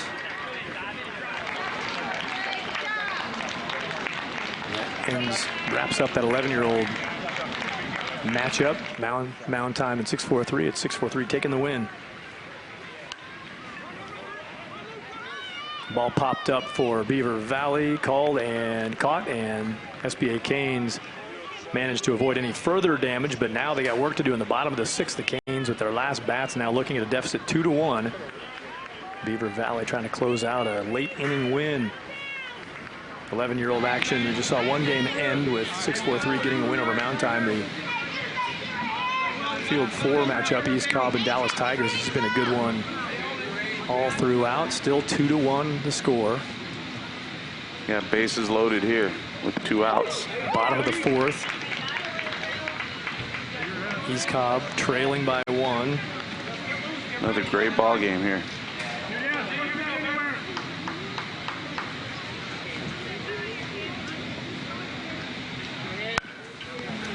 Back up the middle and snagged, and nice play. Tigers avoid one there. Good defense. Way to field your position as is required from a pitcher, and that was one of the bigger spots you're going to get. To need to keep the ball on the infield. Yeah, that's a big play. Will Ryan making the pitch and the stop. He probably scores 2 back through the box, and would have flipped the lead from the 2-1 Tigers to a 3-2 East Cobb, but Tigers get what they need, get out of it. Atlanta, Georgia, the location, Marietta specifically, in the metropolitan Atlanta area, north side of the metro, at East Cobb Baseball Complex. Thad Anderson with Joe Santilli. Our thanks today to our entire production crew, doing something different today, something a little unique. Tomorrow will be a little more traditional as far as championship coverage of the 13s and 14s. But today we've got a lot of good work going on by a lot of people. Thanks to Marty Tarr, our producer director today, and the whole crew's pumping it out. Niles Media providing our facilities, our technical facilities today. Thanks to Niles for today and tomorrow. And everybody who's helping us bring some images from the park here. Much appreciation for the work. For those of you outside doing it, I know it's a little hot, a little humid. Hang in there. Stay hydrated. Keep helping us pass these images along to all those who are checking it out.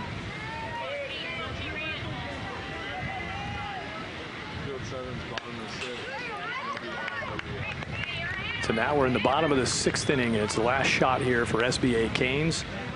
0-2 on the leadoff. Plate appearance of this bottom of the last.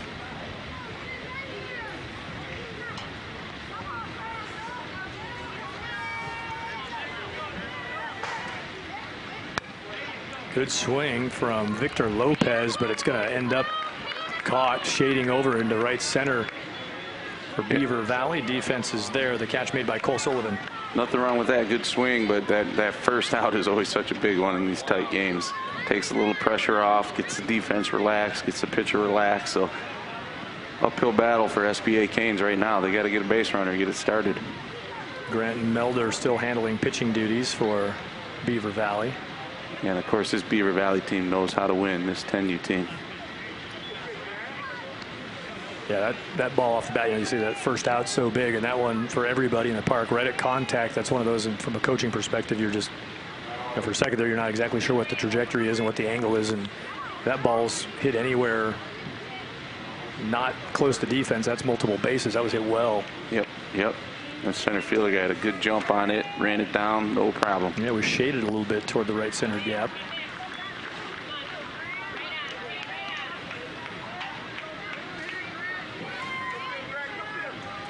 Brantley Truitt, left-handed batter in the box with 1 out, bottom of the 6th, last shot for SBA Canes. You see Beaver Valley fans are anticipating a couple more outs. They'd love to be able to celebrate with their young players, and a tying run's going to reach base. Truitt goes aboard on the walk. Now it'll be interesting to see the strategy here for the SBA Canes. I know their head coach, Terry Estes, probably wondering if he's going to gamble here and try to move them up, get them in scoring position.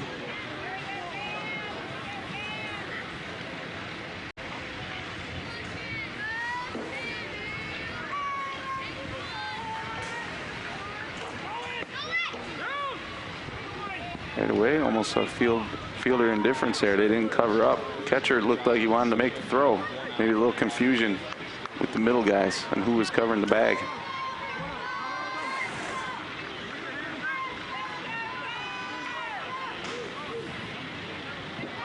Yeah, that was not, they showed bunt, the Canes did, and that worked out because it did throw the defense off a little bit, so the deception. Yeah, it was probably, they probably had second base cover on. That shortstop will usually cover his mouth and go open mouth for you and closed mouth for me. Once he showed bunt, second baseman took a couple steps towards first base, and shortstop didn't bite on the fake bunt. Usually this that should have been the shortstop's bag. Shallow to right, tough ball, and runner moving from second to third is safe. Made it in time. And I didn't see the call or the play there. I lost view of it. Yeah, catch was made. That's like a heck of a catch in right field. So that was a tag up from second to third. Oh, yeah, great play. Great play. I can see it on the monitor now. Hunter Troiano, the right fielder. Yeah, we were blocked by the dugout. We couldn't see the end of that, and it was hard to tell live, and the runner breaking from second to third. And you make that good catch, but also got up and almost threw him out on the tag up presence to not only make the catch, but get up and make the throw. So here we are, tying run on third with 2 outs. So this is it for SBA if they can't get that run in.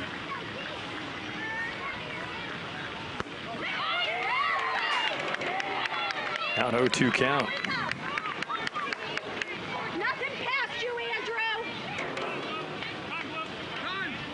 Andrew. Maybe overlooked there on that nice play in right field. That was a great job by the base runner to tag up on that. That's a ball maybe you go halfway or break, try to read. He went right back, tagged, and was third base, no problem. So now I want to talk it over. Beaver Valley with an 0-2 count, 2 outs, runner on third. So a wild pitch past ball is an opportunity here with Brantley Truitt down at third base. And we saw good speed from Brantley. That was obviously a shallow ball that was caught in right field. So the throw was a short one from right. Brantley, the speed to tag. Yeah. 65 feet between. So yeah, he can run. Yeah, make it 65 feet here in the 10-year-olds. And so that's an interesting trip to the hill right there, just to settle his team down. 2 outs, 2 strikes. Things are cruising along. Coach goes out. That ball is down the line fair, going to be extra bases. That ties it up. Truitt crosses the plate. It's 2-2. Wheeling around and safely into second base. SBA gets a big swing from Landon Polk. Landon raises the arms triumphantly at second base. The RBI double ties us in the bottom of the 6th. That's a big-time hit. They're another hit away from a walk-off here. Brantley came down the line just to get the attention of the pitcher a little bit on that. Distracted him potentially. Probably too good of a pitch with that 0-2 count. Yep, down to their last strike. You get a strikeout pitch or an out off the bat, and it's over. Beaver Valley's celebrating now. Tables are turned, and Beaver Valley's got to avoid being defeated here in walk-off style by SBA. This ball hit hard to center, deep toward the wall, and off the top of the wall. That's going to do it. That is a game-ending walk-off, top of the center field fence single. Blasted to send home the Here they come. I know. And Beaver Valley's going to live on here. That doesn't eliminate them from the tournament by any stretch. That was pretty close to an elimination game for SBA, so they're pretty fired up. So may see these. For the SBA Canes, they go to work in their last bat, and for SBA, that's Seth Moon. I mean, that was so close to going out of the park for a walk-off win. It hit the wall, but easily gets the guy in from second base with 2 outs. Yeah, that's what a finish. That game was 1-0, 1-1, 2-1, the top of the 6th. Beaver Valley took the lead. Credit SBA Canes. That's showing some resolve. They were down to their last strike. They were going to lose it if they didn't fend off that last strike, and then they go double down the line, and that ball was 1.5 feet from a home run. That's a big finish, and Seth Moon gets the big swing to finish it off. Yeah, they grounded out, and I know that hurts Beaver Valley, but you could see they're a classy organization. They don't lose often, but they went right through that line, shook hands with their heads up, get ready to go tomorrow. And we take it back to the 9-year-old division with the Astros now up 14-7. They've added on 3 more since our last visit over here. Here's the 14th run for East Cobb. Got the ball through the right side, and a couple of runs come across on that. And there was a delayed dead ball potential obstruction call on the defense over at first base on that. Yeah, you could see the umpire had that right away, pointing at it. So the deal there, as long as if you make an effort to advance after being obstructed, then you either get what you get or you get to go without peril to the next base. But if you don't try, you don't get anything. This ball, what a catch in right field. And that's going to be a double play if he completes that throw. Did it. Runner broke thinking the ball was going to drop. That's a great catch in right. There were no outs, so they can't get off the diamond yet, the 6-4-3 defense, but that's Alexander Peck out there. What a play. We saw this earlier with 6-4-3 on the bases in this game when their guy broke on a line drive to the first baseman. Almost got doubled up. First baseman didn't complete the play, but turned it right around, and when they had the defensive opportunity, got it done. That was a good catch and a good throw. I'm not sure if this backstop camera's picking it up, but I'm watching all these guys, 9, 10-year-olds. There's another nice stroke. That ball is rocked over the head of the left fielder, trying for 2. Going to be close, but in safely for East Cobb with a launch to the left field wall. Big swing, East Cobb. These kids defensively are getting ready on every pitch across the diamond. I look out at right fielders, left fielders, first base, third base, shortstop, doesn't matter. When you see the pitcher delivering the ball, you see everybody getting ready, expecting the ball to be hit to them on every pitch. Andrew Smith got the big swing. Andrew Smith hammers it to left and ends up on second base. East Cobb in control, but still with work to do there on field number 8 in that 9-year-old matchup. And tight matchup here in the 11-year-olds. Yeah, we're getting down to another close one like we had over there with the 10U game on this 11U field. 2-1. Bottom of the 5th inning right here with 1 out.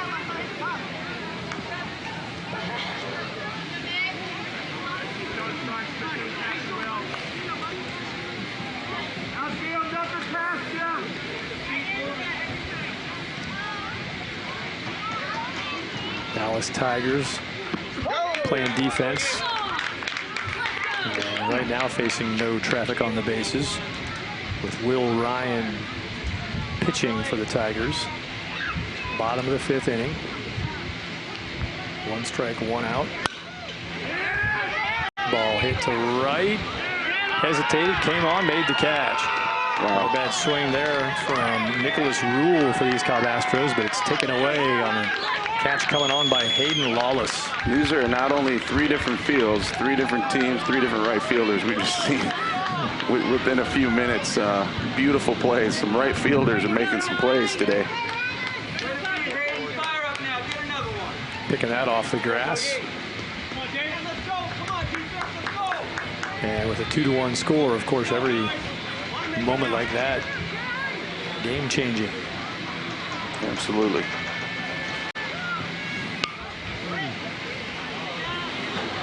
Now for East Cobb Astros, Davis Chastain.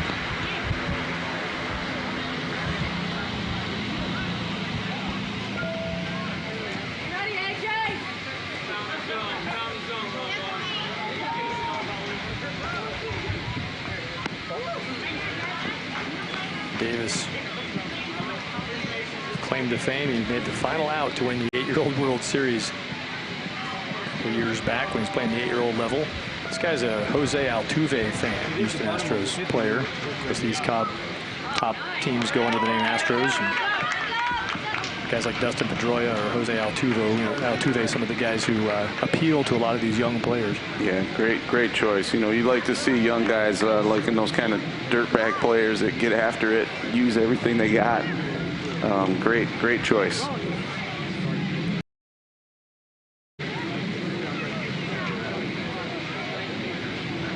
Chastain back, working his way back to the batter's box with a 1-2 count, 2 outs of the 5th. Last bats coming up in the 6th inning for each team. Dallas Tigers will have a chance to add on to their 2-1 lead, but they're counting outs right now. They need 4 more outs before a run crosses the plate for East Cobb, and that'd be a big win. Chastain going to keep the bottom of the 5th alive. Solid to the left side. Yep, there's a base runner. I like it. I like the way that left fielder got down and made sure he kept that ball in front of him. He knew he didn't have a play at second base. He knew he needed to keep that runner at first base, and he made sure he did it.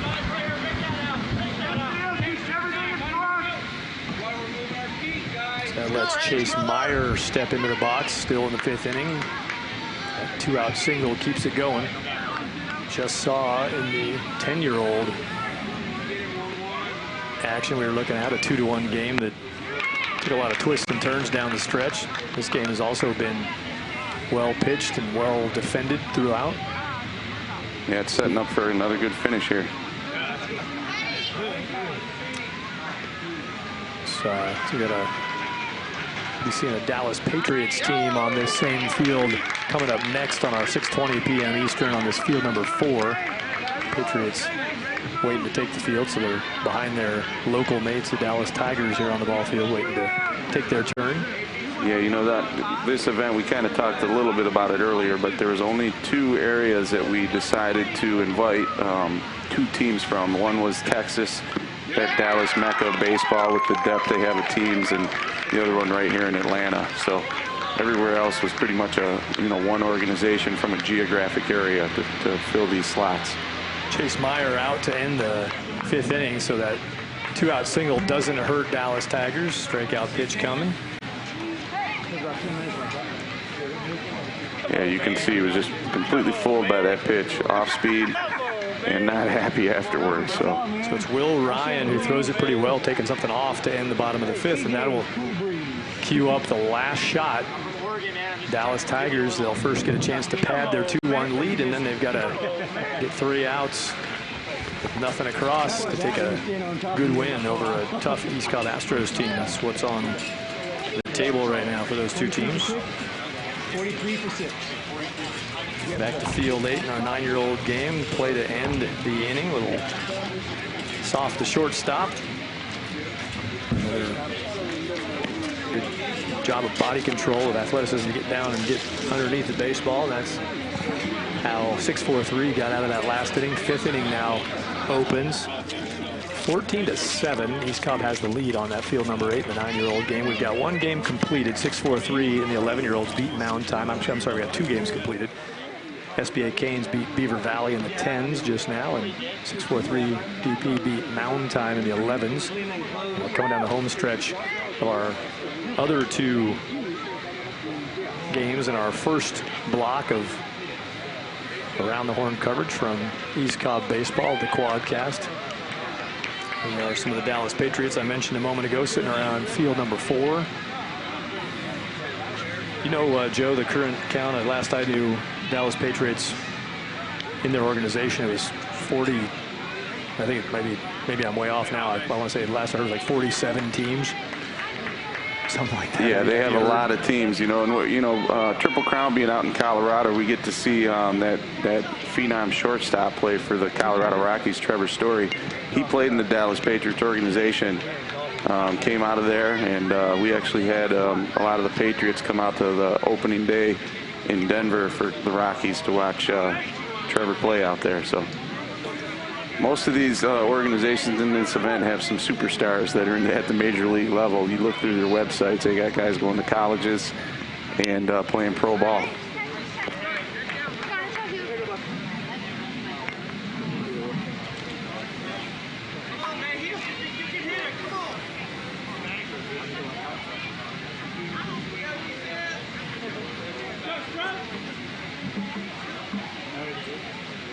Here's the Tigers shot. Dallas Tigers chance to do it. And Tigers been around a long time. We're talking about the Patriots because they're due up next, but we're watching this Dallas Tigers team. Dan Ladahoff, the head coach for. Yeah, Dallas Tigers. We're going to get to see a couple of their teams, I think, play each other here in a little bit. And Yep. they're quite an organization. That's a rope back up the middle. I was just going to mention for East Cobb Astros, their head coach Jason Billings. Thanks to all the coaches who helped us gather up some information and do what we're doing here today. And nice, solid shot back through the box. Just that pure lefty swing. Stay back on it. Pull the hands through.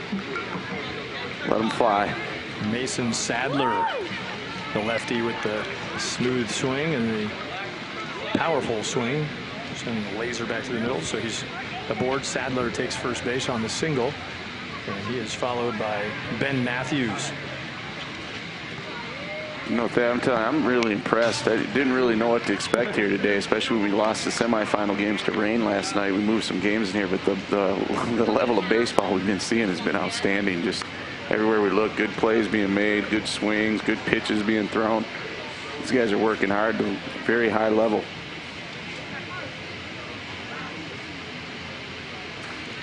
Yeah, I'd agree. It's, you know, and they're on the back end runner going here. Tigers trying to add on to that 2-1 lead, and they're going to move him in as runner in the scoring position. Sadler takes second, so a single and a stolen base. And nobody out, so now you got a lot of options strategically, Tigers.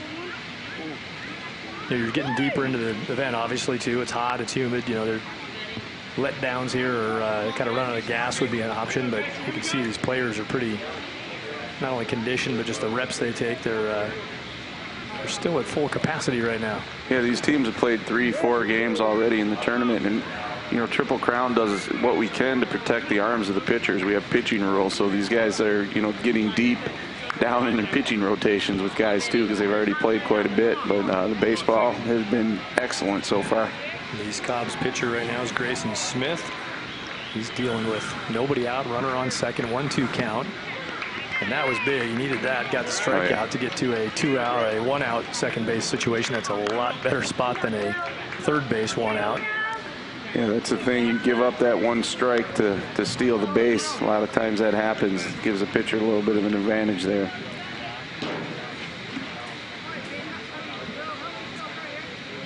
Now Will Ryan, who was pitching last half inning, got the Tigers through another solid frame, only giving up one run in this game to this point. I'm sure he would love to have that insurance run going into the bottom of the sixth for himself, and East Cobb doing everything they can to keep it within reach. Swings into a 2-strike count now, 0-2. A good pitch from Grayson Smith had Ryan fooled.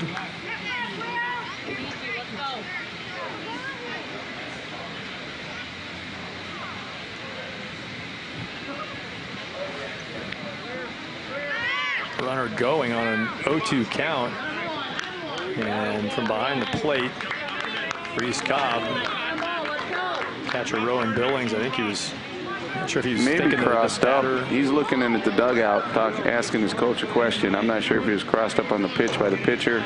Yeah, at first I couldn't tell if he was or just saying the batter got in his way so he couldn't make a throw, but it looked like he was gesturing more toward the middle of the defense. Yeah, he might have just not been happy with the pitcher not looking at the runner at all.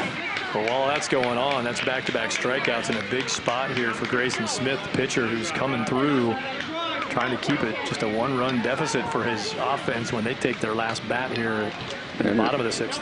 Right now, this guy's reminding me of a pitcher I coached in the junior college level some years back. Guys would get in scoring position like that and steal bases, and he didn't even care if they got on base, got in scoring position. He just started striking people out. He seems to be pretty focused on the hitters and working his way out of this right now. As we bring you down the home stretch of this 11-year-old matchup with East Cobb and Dallas Tigers. Let you know over on field 8 where the 9-year-olds are at. East Cobb and 6-4-3. It's still 14-7 playing in the 5th inning. Looks like at the bottom of the 5th, or it's probably right. They're playing bottom of 5 over there. Yeah, I believe they're in the bottom of the 5th. So we're down to where they'd have an 8-run mercy rule, and up 14-7 right now. That means East Cobb would just have to put 1 run up to end that one.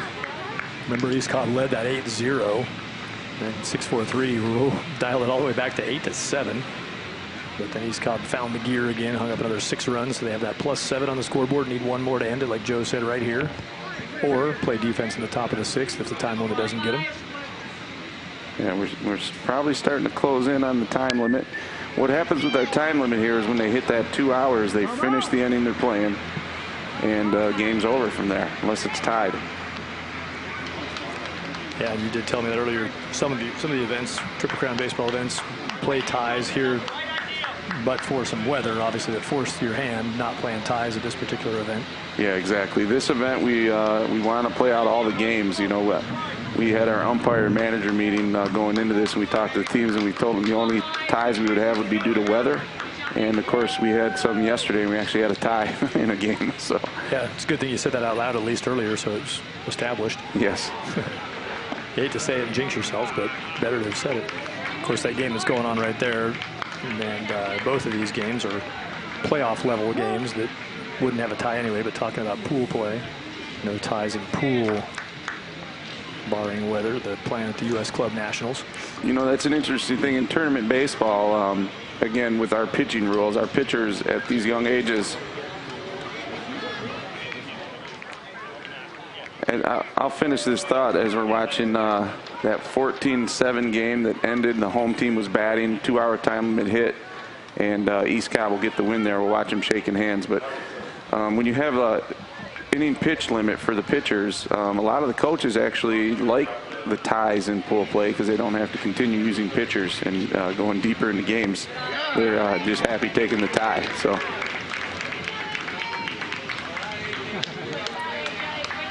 So that one did end on time. Like Joe explained, they were, umpires did the right thing there. You got to wait till it's expired. You can't call it prematurely. They kind of all knew they were down to too little time to get through the entire bottom of the 5th before they would have hit it, but had to let the clock run down, and East Cobb takes a nice win on field number 8 over 6-4-3, 14-7. So the only game we have left going on in this first pack of 4 games is the one you're seeing here, and it's a good one. Dallas Tigers and East Cobb Astros in a 2-1 situation, top of 6, 2 out and 2 on.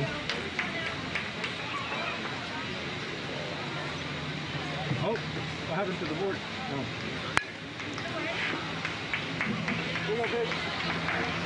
So these are elimination games in the Double E League. Yeah, you're right. You said that earlier, and I stand corrected. These are coming out of the loser bracket, so they lost one already in the Double Elim. Now, in this event, we actually have all the teams will be playing on Saturday for final place. So besides the championship games for first place, we'll have a game for third place, game for fifth place, game for seventh place, and ninth place. So everybody plays tomorrow, even if they are pushed out of the double elimination bracket.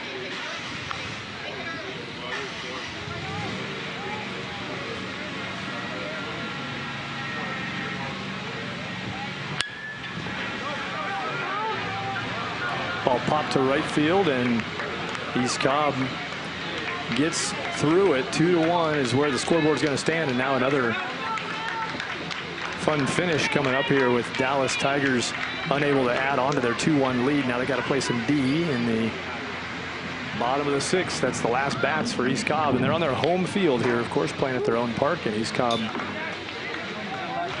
Marietta, Georgia. So they've already seen one bottom of the 6th 2-1 flip over to a 3-2 win for the home team, with SBA Canes doing that. Could get that twice. Like you said, Joe, this has been pretty compelling baseball. And so if 4 of our fields end up, the 4 fields we have, 50% of them go bottom of the 6th, 2-1 walk-off or fend off a walk-off. You did all right. Nice job picking your games. That's not bad. And the rain had a lot to do with what games are being played out here in front of the cameras today. Honestly, other than that 9U game that we just watched finish up, that 9-year-old game was a semifinal. So that was a regularly scheduled semifinal game. East Cobb took care of business, and got that one done in 5.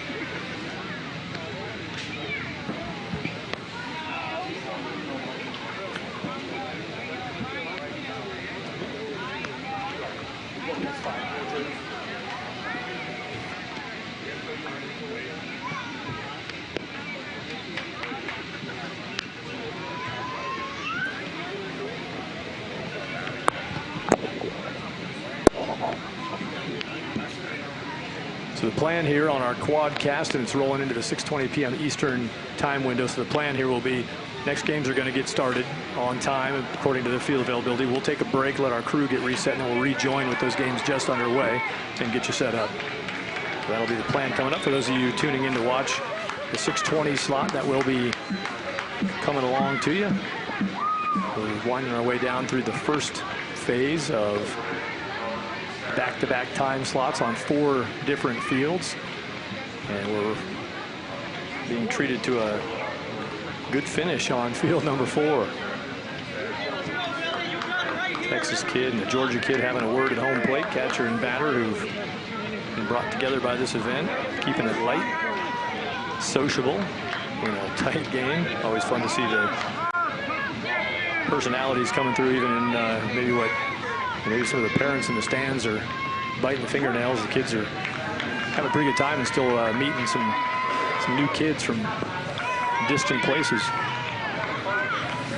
In we go. Pitch is in, and we start off into the bottom of the 6th. Still Will Ryan doing the pitching. He throws ball 1. Will Ryan for a couple innings in here, and again, all the pitching in this game has been impressive. We saw Ryan use a little off speed earlier. Yeah, these pitchers have been impressive, no question about it. East Cobb's got to get a base runner and try to get something going here. By this age level, there's still a lot of players, well, honestly, a lot of players at the high school level who really don't command off speed and don't locate and still can figure out a way to get up and pitch.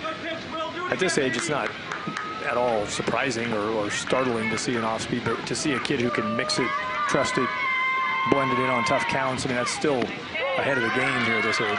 Yeah, definitely. And most of what you're seeing here, the hitters not only have to, be able to get around on hard fastballs, good strong arms, but yeah, their timing's thrown off. Most of these pitchers have off-speed pitches. It's hard for me to even tell what these guys are throwing. These young guys, for the most part, are throwing change-ups. These are pretty good programs. Not a lot of these guys are doing things that damage their arms. These coaches take good care of these guys. So you see some knuckle curves, some palm balls, some change-ups coming in for the most part when you see those off-speed pitches. Not what the doctor ordered. Lead off aboard on a walk. So in a 2-1 game, bottom of the 6th inning, last bats for East Cobb, they get a free pass to start it. That's Grayson Smith taking a walk. Yeah, we just watched with the SBA Canes waited till they got 2 outs to get their runs going, but maybe East Cobb's going to jump right after it here. Yep, now you got to deal with traffic going from the stretch, and things change here. Dynamics change quite a bit. And again, these guys are young. They're 11 years old, but they're they're probably into their 60s on games played this year. They know how to win. I don't think that they bend under pressure much. Bunt is firm back to the pitcher, and that'll allow for the put out of first base, but successful sacrifice for East Cobb fundamental baseball. Nicholas Newton, nice bunt by Newton, moves the runner along. Yeah, you can see they're going to go the fundamental route, try to get this one tied up, put pressure on the defense with a runner in scoring position.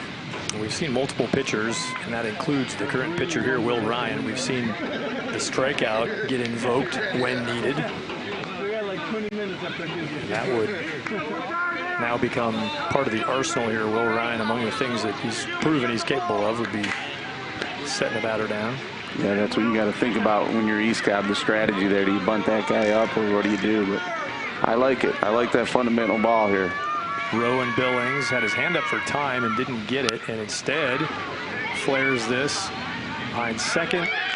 Chance to double off, just made it back in. That would have been a game ender right there. Good snap throw, a little too far off the bag from Grayson Smith. He gets back safely. Yeah, I saw that the batter was holding his hand up. Didn't do it early enough to get the timeout. And as you can see there, it was close, but I think the umpire was right on that, made the right play. The center fielder was waiting to celebrate back there. He was halfway done with enjoying the win, and had to get back up, get ready for more D. Yep. And we go on pitching change here with 2 outs. Interesting. You know, in the 2 games that we followed that were really close down the stretch here, I remember with 2 outs and 2 strikes, Beaver Valley's coach made a trip to the mound there. And to settle his pitcher down, maybe get him out of rhythm, I don't know.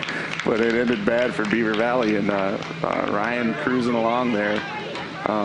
Maybe something was going on I didn't see with a sore arm or some soreness or something. But let's see this guy throw that they're bringing in. Maybe this is a big-time closer for them just to get the job done. Yeah, and I didn't see anything. I was thinking the same thing. I didn't see anything specific about potential physical issues as to why Will Ryan might have come out. Take one more look at that pop-up that almost ended the game on a double-off. Yeah, and I want to watch that pitcher all the way through here. Looked like he was fine.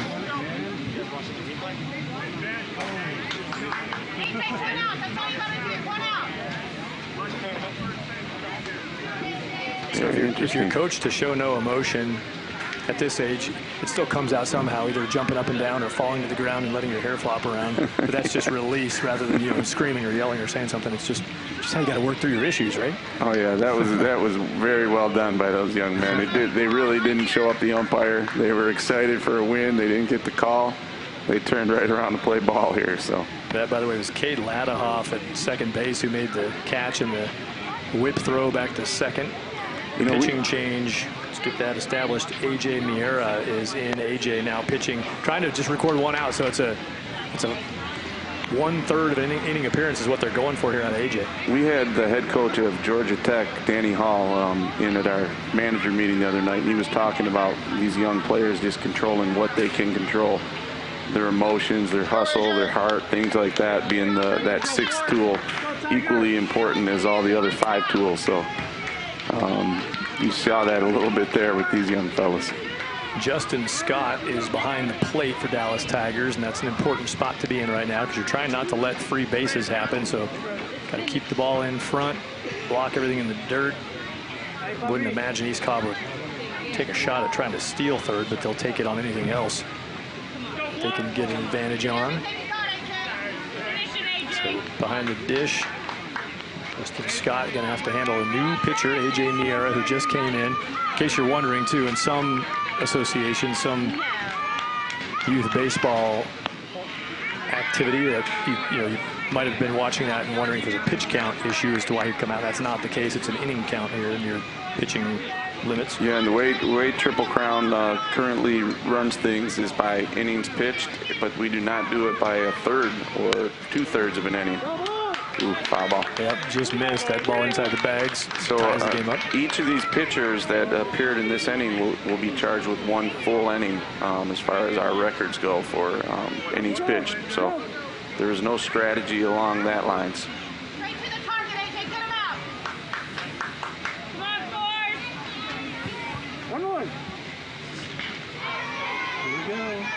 Jason Walk batting for East Cobb.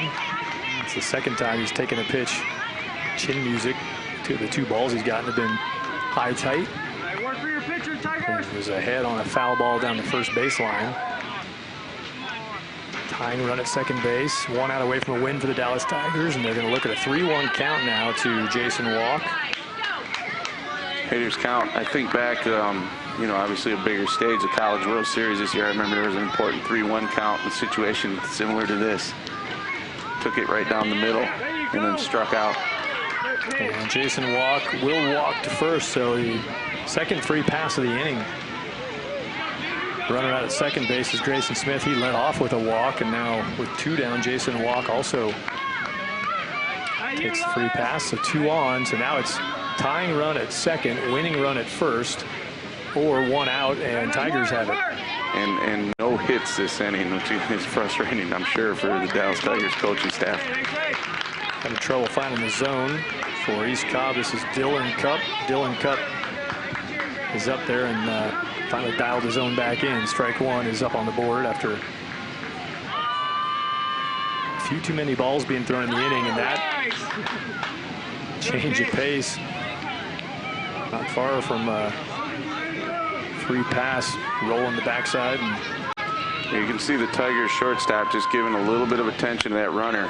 that ball's hit well to center, gonna hang up and now he can celebrate. Yep, after the earlier hopeful celebration, this time it's legitimate. Dallas Tigers 2-1 win. What a great ball game. Defense was there, pitching was there. A little trouble in the bottom of the last, but had enough to throw enough strikes and make enough outs. And it's Dallas Tigers in one of the better matchups, a strong matchup of top clubs here at the U.S. Club Nationals.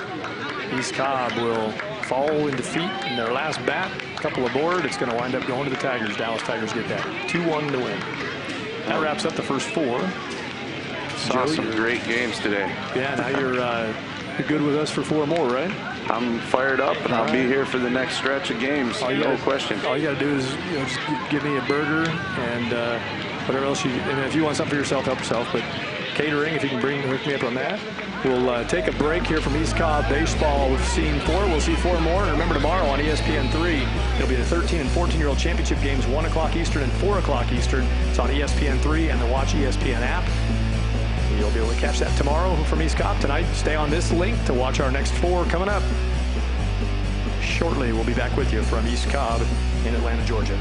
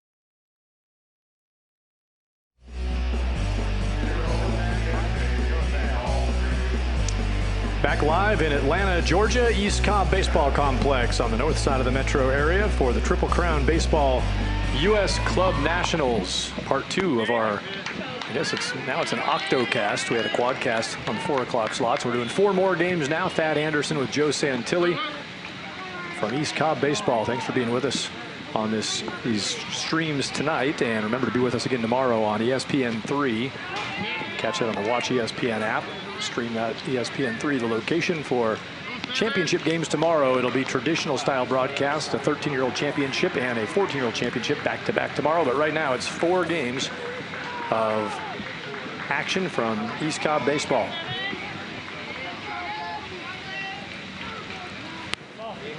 And you're looking at field number 4. This is a 12-year-old game, mound time, and Dallas Patriots. And there's the look at all 4 of them. There's the quad. You got 4 fields going that we'll be taking you through this evening with various age levels from the U.S. Club Nationals.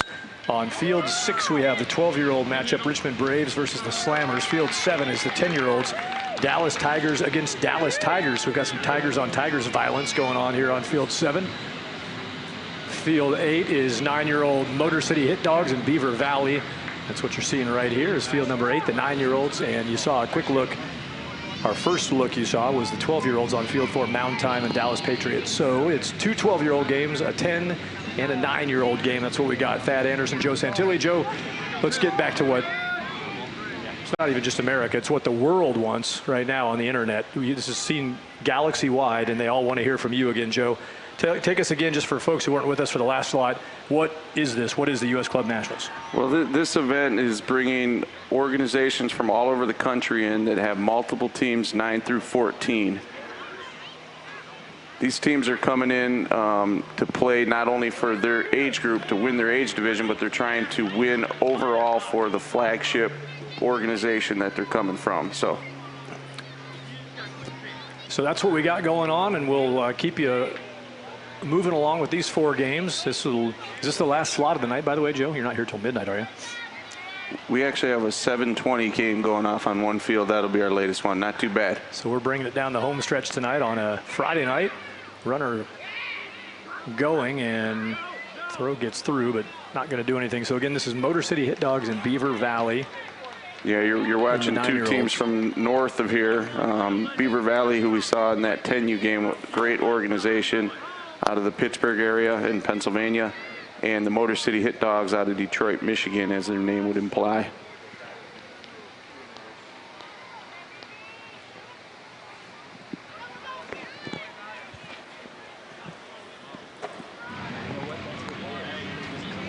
Slammers wearing the old retro, I guess it's all inspired by the old Houston Astros jerseys there, but you're looking at field number 6, the 12-year-old Richmond Braves and the Slammers out of Colorado. Slammers batting. They're in the white with blue stripes.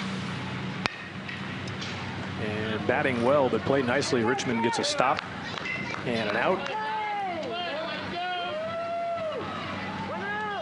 Second inning. So these games, just to make sure you're with us too, these games launched and we joined in progress. Our first round of games ran a little long, and we reset the production truck and operation, and we're joining with these games just barely into motion. So the game you're seeing now is Slammers and Richmond Braves. It's 2-0. Richmond Braves got 2 runs in the bottom of the first, so they're playing with a lead here in the top of the second.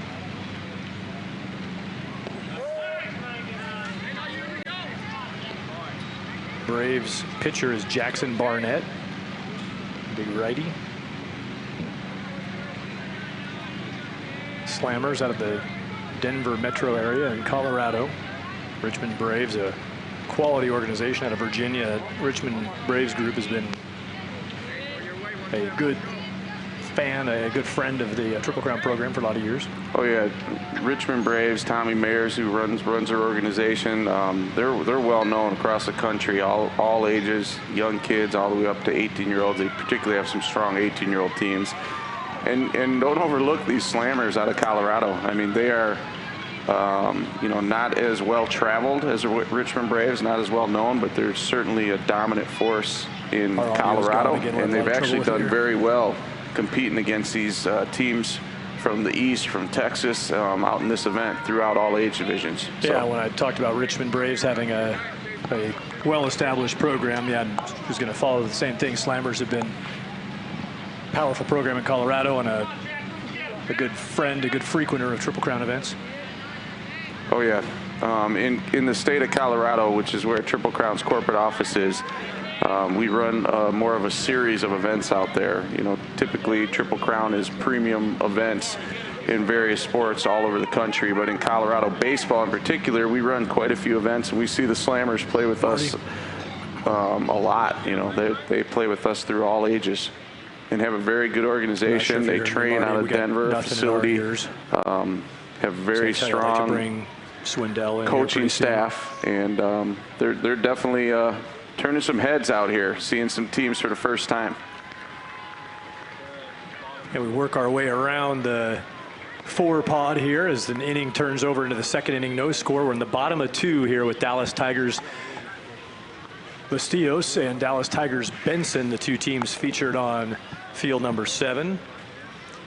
So this, Joe, is a pool play matchup in your 10-year-olds, and you got a couple of Dallas Tigers teams going against each other. Yeah, so we originally had these game slots scheduled to be semifinal games, and we had some rain last night, which moved a lot of things around. So these are finishing up pool play games in the 10U division. We had 6 teams in the 10U division from these 11 organizations, and we set this up with 5 pool play games in this particular division. So everyone plays everyone once, and then the top 4 advance. So the 2 Dallas Tiger teams are meeting for the first time in this tournament, coming from the same area. So a little bit of a in-house rivalry. Jackson Villarreal is pitching, getting one on the hands of Sam Blankenship, who fouled it away.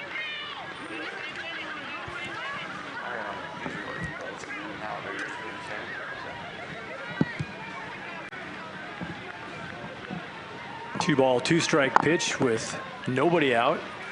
Bottom of the second. No score.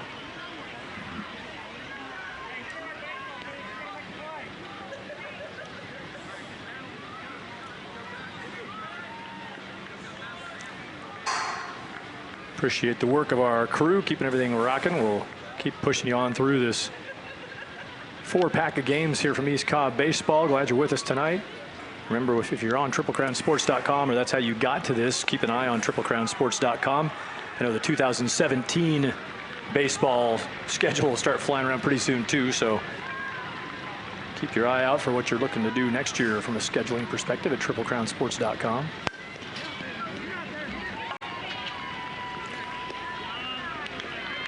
So right now, with the top 4 teams advancing, this becomes a pretty important game between these 2 Dallas Tiger teams. Both teams are coming into this 1-3, so they've had some trouble. But you know, there is another 2 and 3 team in the group, and the winner of this game will have an opportunity through tiebreakers to advance into the top 4. So I know, Joe, it varies by age group, but with what you're saying there, this 10-year-old group, they're getting 5 games of pool play. Is that what you have? Yep, 5 games of pool play in this 10U division, and then they advance into the top 4 into single elimination. The bottom 2 teams will play for 5th place tomorrow. And we have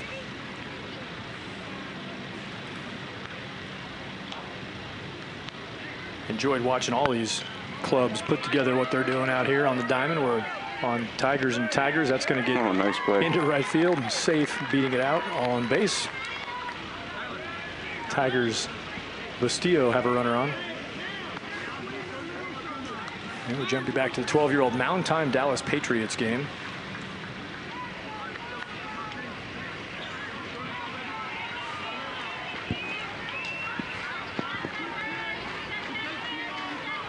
So again, we talked a little bit about the Dallas Patriots and their storied history. This Mountain Time Club comes out of Oregon, and they're pretty legit. They've done well in some of the older age divisions here throughout. Very competitive. This is something they're serious about. When they accepted their invitation into this event to bring their organization out here, they knew they'd have their work cut out for them, and they they want to use this as a measuring stick for their program, and they plan to compete hard and continue coming back year after year, getting better and better to, be recognized a little more nationally. So. Patriots Battery taking a time out to talk about some signals. So we've got 8 teams that we're featuring right now. 3 of those are from Texas. So 3 of our 8 teams, that's 37.5% of what we're doing right now is Texas. So I figure, why not? Let's just make it all about Texas. Let's bring Greg Swindell in, because who's really, I mean, when you think Texas, who's more Texas than Greg Swindell? Greg, thanks for being here. Oh, it's great to be here. I'm excited, and I've never been out to this facility. It's pretty cool. Greg, 17-year major league career, pitched at Texas, at the University of Texas in Austin. Back in the day, won a World Series with the Diamondbacks. And as we're looking at these Dallas teams on the field, wanted to just get a quick chance tomorrow. Greg's here because tomorrow he's with me on the ESPN3 broadcast of our 13 and 14-year-old championships. But Greg said, I want to come by and check out some of this other action. So we're seeing the younger teams right now. I know you've been walking around the park a little bit. You went up and watched the older kids on the other 3 fields. We had 8 total fields here in this park. But what's your general observation so far, Greg? Well, for 9-year-olds to lead off and hold runners, it's difficult. I mean, so to watch these kids, and the catcher comes out in first and third and gives signs, just in case there's a steal, what play is on. So it's pretty neat at that age to be able to see these kids and they're getting it. Back when, I don't know about y'all, but back when I played, we couldn't even steal, we couldn't even lead off, we couldn't do anything. So this is pretty neat. I like the concept. Speaking of that, do you remember? Again, I'm sort of trying to remember. To me, I feel like it was about 13 or 14 years old when I was playing, when you actually started having to deal with leadoffs and steals. Yeah, do you went to Pony League. Yeah, 13, 14. Right, so you're getting now, 4 or 5 year head start on that for some of these guys. And that's the hardest thing when you get to that level. I've coached a team, a 13-year-old team once in Austin, and that was the hardest thing, is holding runners and your leadoffs, and when is a good time to steal, what's a good lead, or when do you throw over? I mean, it's the most difficult part of the game, and these kids are learning it early. Speaking of things that you're looking at, things you're noticing out here, I will tell you, I was in the truck earlier today, the production truck. I was talking to our replay operators, a couple of all-star replay operators that we have here working the scene for us, and they were telling me that one of them was saying one of the things he really likes to do is build pitch sequence packages. And I said, perfect for tomorrow on ESPN3, because we got Greg Swindell, who's going to love talking through pitch sequences per batter and how these young players have to figure out. I mean, they're learning a lot of things, playing against a lot of really good hitters here. And we just had a couple of 2-1 ball games into the 6th. When you're playing against teams like these, and we'll see that tomorrow too, and you're throwing 1-run, 2-run games out there's a lot of development going on in understanding the craft of pitching. Pitching inside for effect, to set up the outside. Breaking balls. I was watching I think they're the 13-year-olds up there playing right now in the big field, and the catcher's setting up in, and he was missing in and going back out with the breaking ball. So it is neat to watch that. And I played 17 years in the big leagues, and I didn't learn that until high school. So these kids are getting a head start. What's your memory of? It's been a few years, obviously, for all of us. Joe's an old guy over here, and I'm older. But now when you look at this and you think about your youth, I mean, what was it like when you were playing ball as a kid? What do you remember from that? Well, we had the complex where you had the little league, the major league, and then the Colt League was the 15, 16-year-olds. I remembered our sponsor was Shipley's, and each time we won, Shipley's Donuts. Each time we won, we got to go eat donuts. I bet you won a lot. We were 17-3 and 19-1. So motivation. I got tired of Shipley's Donuts when I was young. Question I'll probably ask you tomorrow, but I like asking this anytime I talk to somebody who's able to have a long career and professionally in the game. At what age did that really become, I don't know if I'd call it a reality, but something that you grasped that I think this is going to happen? Where were you when you realized I could do this? Play at the next level, like a major league level? Maybe make a little money doing it? I was in college. Yeah. Because I played the game. I didn't have a good fastball when I was growing up. I could throw strikes, and I had a little roundhouse curveball. In high school, I threw 82 miles an hour. I got to college, and I started throwing 92 miles an hour with a little more on it.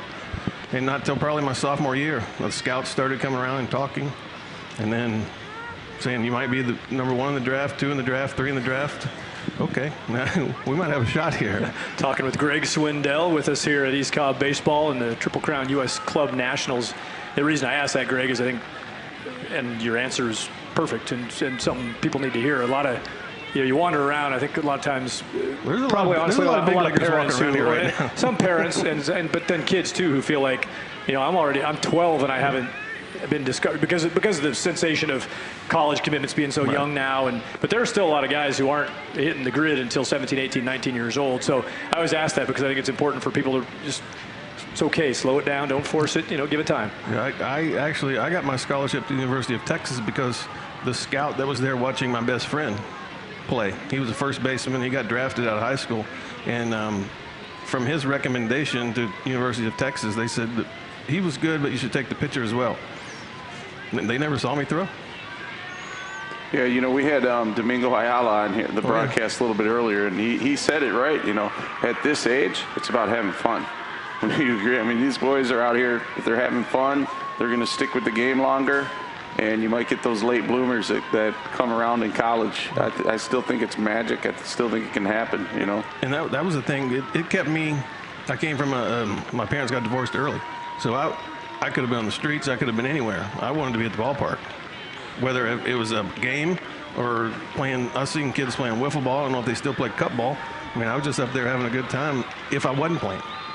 Hey, Beaver Valley, what we're looking at there is Christian Lucarelli. He just hit a shot to right center, knocking a couple runs, and you're seeing Beaver Valley, the guests in this game, in the top of the second, cracking the scoring open. That's a 9-year-old game.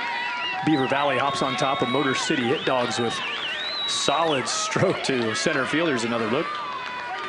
Yeah, this game over here, this Motor City Hit Dogs and Beaver Valley, close to a rivalry probably. These teams see each other once in a while in some big tournaments. From what I know, Beaver Valley's had the upper hand this year, but I don't believe these 9-year-old teams have met yet. So this is young guys getting used to the rivalry. And the interesting thing is both these teams have done well enough in pool play. This is their we're in elimination rounds here or pool play? I'll update you on that. Let me grab my grid. I'm trying to figure that one out myself. Hustling down the line, but throwing out at first is Carson Chamberlain. Carson's a ground out. Runner moves on to third base. Greg, you're talking about kind of your experience of what baseball was for you in younger years. And I don't know if you, maybe you have nothing on this, but I'm curious, just walking around the park today, just kind of observing and watching the teams and watching the coaches. And you get all kinds of, obviously you get everything when you get into a competitive situation, but what are your what are you learning? What are you taking away from this walking around here? They're competitive. From the parents on. Yeah. The parents are wanting the kids to win, and what I've seen is the discipline from the kids. Sometimes they've questioned the umpire, and the umpire will tell them, and that they don't get real upset over it, or over a bad call. Discipline from the kids, and just the competitive spirit. Yeah, like we were talking about before, and I would say from what I've seen today, even before we came on air, generally I think the tone, given that there was some weather and some things going on, I think the tone's been pretty nice around here. But we were talking earlier about, these kids, there's a hot moment or, something. This is real big pressure. They're going to be eating pizza and jumping in the pool in about 35 minutes, and they're probably not going to be thinking much about it. So got to let them enjoy it. The 9-year-olds, the 10-year-olds, maybe not, but I think those 13 and 14-year-olds, they'll feel a little bit of pressure. Yeah. Yep, we'll do that tomorrow. Amir Brown just knocks the ball through, and 4 runs now on the board for Beaver Valley, having a big inning here in the second, getting out on top of Motor City Hit Dogs. That's what's good about this, too. You play so many games, you get used to almost every situation. So when it comes up in a big game or a big situation in those games, you've been there. So the pressure is kind of off of you, and you slow the game down a little bit. Yeah, there's definitely some good things. And I do stand corrected. These teams met in pool play earlier. Motor City Hit Dogs got the better of them, and this is a semifinal. So the winner of this goes on to play the East Cobb baseball 9U team in the championship game. So this is a big game. That's where all the chest bumping was coming from out there. Yeah, big game. Yeah, move to the final step. Yeah, our games right now on Field 4, well, both of our 12-year-old games on Field 4 and Field 6, which is what you're seeing now, Field 6 with Slammers ending their defensive half of the inning. Those are both silver semifinals, so the 12-year-old games are silver semis. That's the second-tier playoff bracket. On Field 7 is the 10-year-old division with a pool play game. On Field 8 is that 9U semi that Joe just talked about. So whoever wins that game on Field 8 that Beaver Valley just jumped on top of, they'll move on to the championship round. And I want to talk more with Joe about that in a minute, about clinching championship, scoring points, this kind of Olympic-style scoring for each country here, for each club, each organization, and who takes supremacy there. Before we do that, though, Greg, the other thing I wanted to catch up with you on is I know you're still involved in Austin with the Longhorns program. Still throw a little BP for them. Throw some batting practice. And how much pitching work have you done with young? Have you done some training and some pitching training with some kids? I used to have a facility, so I did some lessons and stuff. When I'm up at the field with the Longhorn players, it's almost illegal to help them a little bit. But so you're not in the. But you used to have more youth. You were doing some youth lessons, but not as much as now. Yeah, I don't do them too much anymore. Which doesn't change my next question at all, because any kid would be interested in and wise to take it from you. What would you say? We're looking at 9-year-olds, 10-year-olds, 12-year-olds. I mean, anywhere in that age range. If you had to give them 2-3 staples of what you would say, do this stuff, because we can obviously complicate it and you can teach a million things, but if you had to boil it down for somebody, what would you tell a young pitcher? The main thing is your mechanics. Repeat your mechanics. That's young kids want to throw it hard. When they try to throw it hard, they just bail and just flail away. Get your mechanics, and when your mechanics are sound, then you go to location. We had when I was 13 on the All-Star team, we threw a bullpen. We had 20 pitches at the end, and for every one we didn't throw a strike or hit our spot, we had to run a lap around the field. So that's I didn't want to run, so I got up 17 out of 20, so 3 laps. Location to me, and you talk to a lot of people, location over velocity first. Once you get location, then the velocity will eventually come as you grow and get stronger. Mechanics, location. That's velocity last. and then finally get to your velocity. It helps. And then maybe a really good beard, right? Anymore, you need a really good beard to make it in pitching. Beard or good hairdo. All right. Good hairdo. But that can come down the line. You can work on that later on. Once you make it, get the hairdo. That's right. Joe's with me. We're going to jump onto some U.S. Club Nationals conversation, and Greg will let you, you have the option to either roam the park or you can go to bed, because I know you're, you know, go to bed. Nah, it's too early. It's too early out here. It's too bright. Catch some ball, but we're going to see you again tomorrow at 1 o'clock Eastern and 4 o'clock Eastern to be those championship games on ESPN3. So we'll get Greg back with us for that. Thanks for stopping by tonight, Greg. I'm gonna go down and watch the 13U. They play at 7:20.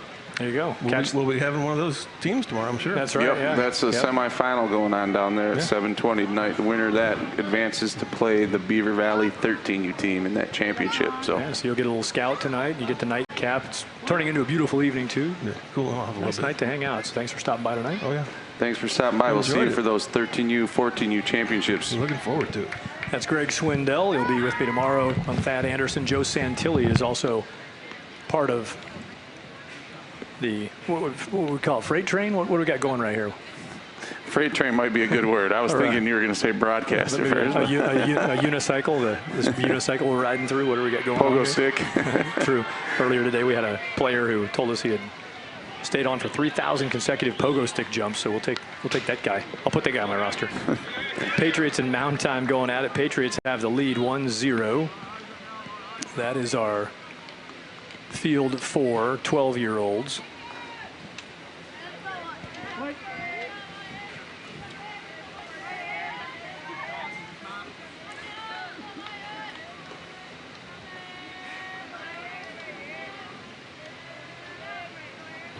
So these games that are actually in the silver bracket. So these teams finished out in the bottom group, but they're playing for points for their organization still. So they're trying to help their organization out as a whole. They can't win their age division, but they can still help out each of their organizations.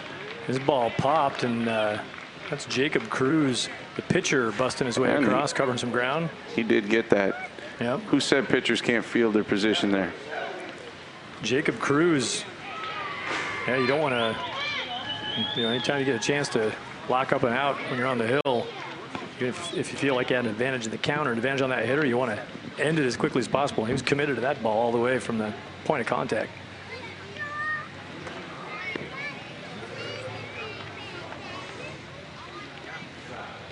Dallas Tigers Benson, a couple of runs on the board now here in the third inning. Trying to get another. They're going to hold the runner at third, draw the throw. That's going to let the runner move along, so the single turns into a base taken on the throw home. Aggressive turn at third opens up a move up from first to second. We got Dallas Tigers Benson batting and the 10-year-olds. This is pool play here. They're working to fight their way into seeding after this. And Dallas Tigers Bustillo playing defense. All right, so Joe, let's get back to that. You talked about, in the silver bracket, still trying to score points with position of finish. So paint for us the best you can in words. It's almost Olympic style where you're representing your group and you're scoring points for your finish, and you tally those up, and then somebody gets crowned as the national, the club champions. But talk us through the kind of math of that, or how you're going to sort that process out. Well, basically running 6 different age divisions here. Teams were allowed to bring up to 2 teams in each age division if they chose to. But part of being in this event was representing 4 different age divisions with 4 different teams. So what we decided to do as far as those points go is take the top 4 finishing teams from 4 different age divisions for each organization, and put those points up against each other for the championship. So for example, this 9U game going on over here, that's a semifinal. The championship game tomorrow will be worth 50 points to win that, 40 points for the second place team, the third place team gets 30 points, and so on down the line. So that's where these games get important. Even if you're playing for 5th place, 9th place, 7th place, you're going to be giving your organization points for that overall total. The cup that they bring home, these guys were all taking pictures with it the other day. It's a Stanley Cup looking thing, man. It's big.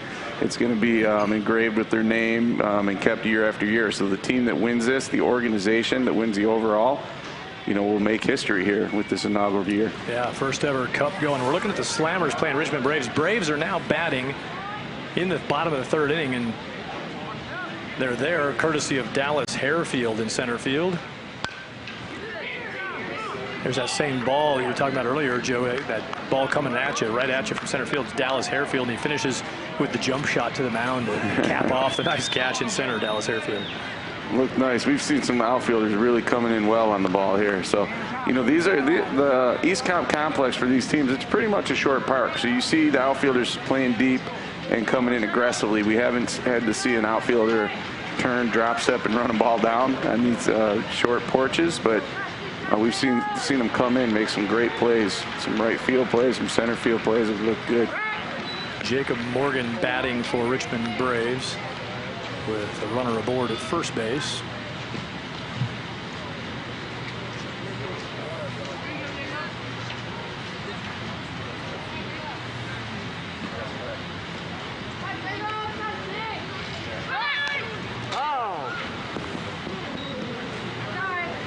Pretty good heat coming off the hill for the Slammers. Still got some arm left at this depth of the tournament. That's Blake Shepherdson, the righty, throwing and popping the glove. Go 2-0. Richmond has the lead 2-0. Update our information for you as we bounce around field to field to field. To field, I guess I left one out. There's 4 of them.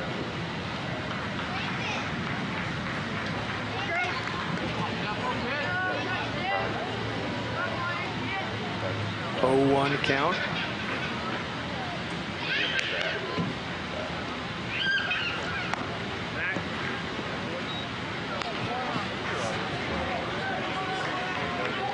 And you see it again, a look all the way around the park at what we got going on for you. Live action from 4 different fields at the U.S. Club Nationals.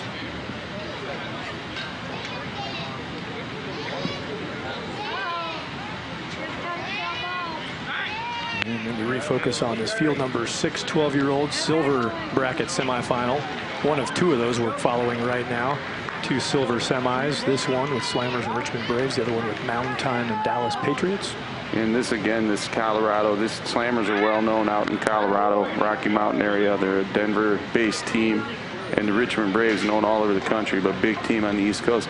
These teams don't see each other at any level very often. Sometimes I've run across their 16s, 17s playing each other in a big event, but I'm betting that these young guys have not seen you know, a Richmond Brave guy, these slammers, and these Richmond Braves have not seen a slammer guy standing across from them. So chess match in this at bat. That was a 1-1 pitch with a runner on first. Slammers wanted to pitch out, thinking they were maybe guessing they were going to throw something off speed on a 1-1 or something to run on anyway. And so this at bat, you can feel it right here on this at bat in the third inning. It's a 6-inning scheduled ball game. But feel them really working every pitch, every inch of this at bat. yeah, the Braves starting to try to grind this out to get it going here. Softly toward third, bobbled, and the throw's a little dirty, but play is made, out recorded. Runner does move along. Never really got a grip on that ball. The first baseman had to, you know, kind of dig that one out and made a nice play. No issue, huh? Nicely picked by Tyler Mejia at first base. Good job charging that from third base. That's that kind of, you know, both. It's a softly hit ball that you know you have to hurry on. It's got some squibby spin on it. You're right, the grip never really happened. Yeah, tough to get the handle. What you want to do is, you know, really corral that ball, bring it into your chest, make sure you have a grip on it before you make that throw. As you're closing into the base like he did, it's a short throw, so you just got to make sure you get a good grip on it and make a good throw. But his first baseman bailed him out on that one. So I'll go ahead and this ball gets loose and is going to allow a move up. Braves now all the way around to third base with a chance to add on to the lead. Running the bases is Jabari Parker. Jabari now 70 feet away. He's looking on at his teammate Ethan Serrano batting.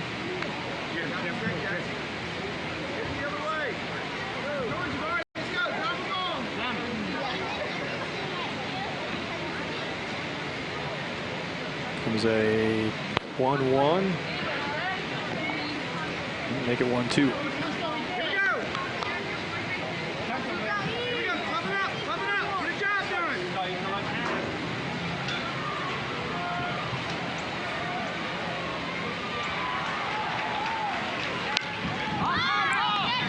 Popped up near the fence. Running effort and nice play from Slammers defense. Tyler Mejia getting it done right in front of the foul fence.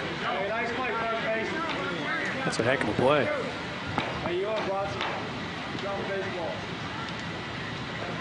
Got the coach's buckets there and beached himself, made the play. Nice work. Has picked a throw out of the dirt for an out. Now makes that foul ground running diving catch for 2 outs in the inning. The bottom of the third plays along. Braves get to 3-0 here if they can work one more base advance for Jabari Parker, who's at third base. Looking at the batter Bronson Davis.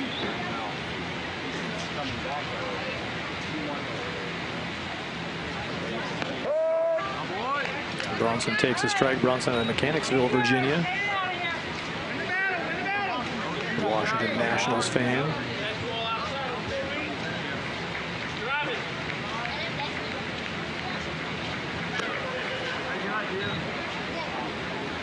This guy right here who wants to be the batter here. Bronson Davis wants to be a professional fisherman when he grows up, moves into his career years. Professional fisherman.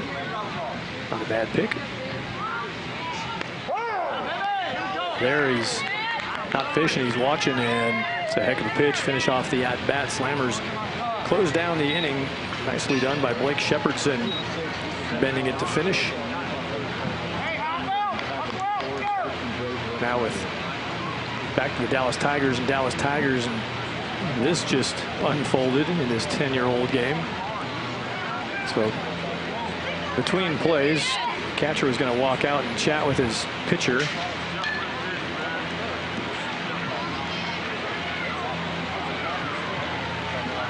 Thinking there was no time call made. You could actually see it there. The umpire did put up a hand, just didn't do a giant hand.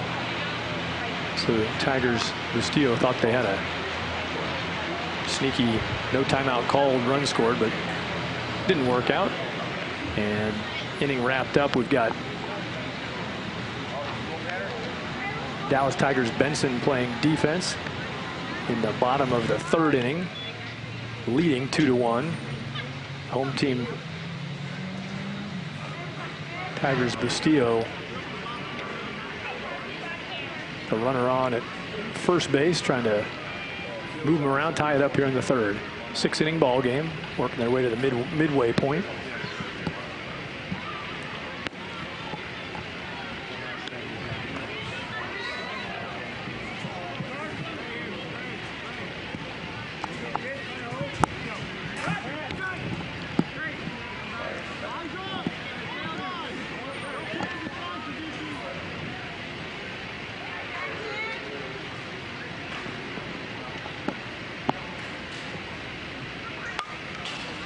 Fouled back. The batter, Carson Miraque, is in the box, looking at a 1-2 count. Carson up there trying to push along base runner for Tigers Bustillos.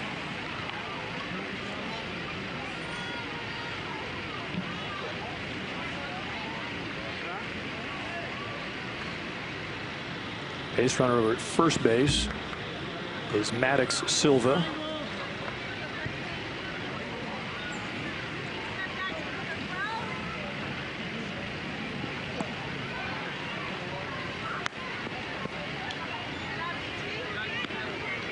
So I'm trying to peek in here, Thad, at the brackets just to see how much this game actually means. I know both these teams struggled a little bit at 1-3 so far in pool play, but it looks to me like one of these teams can come out of here with a chance to still make the top 4.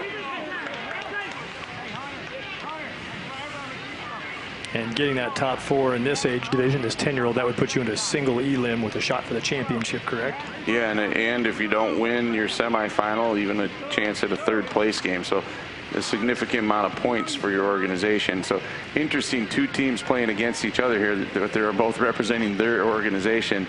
In this division, only the best team, the team that gets the most points in this age division, can be counted towards the organization, not both teams. So.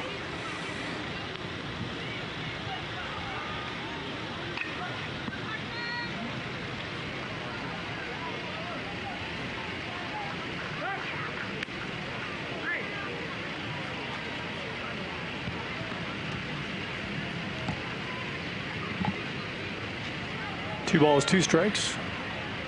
Yeah, it really looks to me like the winner of this game will advance into fourth place, which will get them into that top bracket. So just straight up, team that wins this game puts themselves in a position to play in the for the championship still. Soft ground ball to third base. No chance to turn the double play, but working the proper defensive response with the out at first base puts a 2-out situation in place now with a runner on second base. Tigers Bustillos looking to tie it up here, down 2-1. A lot of long look-ins here from the mound for Tigers Benson. A couple of different requests for time from batters. Getting a little uneasy in the box. Spin move, nothing doing. The hitter here for Tigers Bustillos, Ian Garza, a chance to tie the game up. He's got Maddox Silva out there at second base. Ooh, that got the knee, and that was, you can hear that up here. That's ball on bone.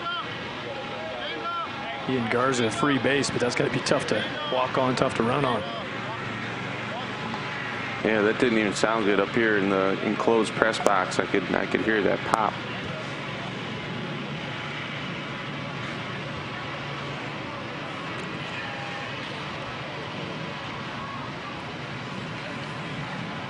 That was a fastball.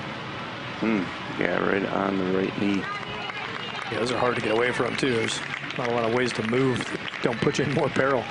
He's going to keep at it. Ian Garza limps his way across. I see him jogging back over there to first, so he's going to go.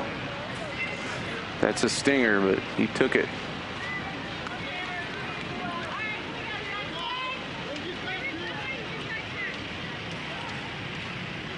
So now with 2 outs and 2 aboard, free base there for Tigers Bustillos.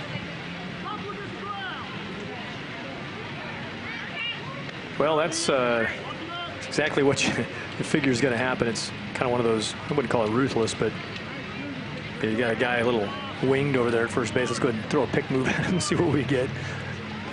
Now they're going to go to second base. Yeah, the pace of this game slowed a lot. A lot of pickoff plays, trying to do something here. Yep. Anything but throw a pitch right now. Jackson Villarreal handling the pitching. The thing you like about this, he's got a nice, Greg Swindell was talking about repeating your mechanics. Mm-hmm. He has a nice motion. He's got a high leg kick, and so being aware of that, he also knows he's got to protect a little better, keep those runners honest, so he can have his time to set his leg and not change his mechanics. Yeah, he has hit a few batters here, and if you watch, he's kind of opening up that front side a little bit early on his delivery, which is, causing that ball to run inside. Gets a ground ball off the swing by Sam Blankenship, and Tigers Bustillos get their way through that inning with some running traffic on the bases. They get within 2-1, and we go to the fourth inning with Tigers Benson coming back to bat. And we'll join you here in a moment. We'll give our crew a quick break and step back in, catch you up on all the action that's going on around us in just a moment from East Cobb Baseball, Triple Crown Sports, and the U.S. Club Nationals.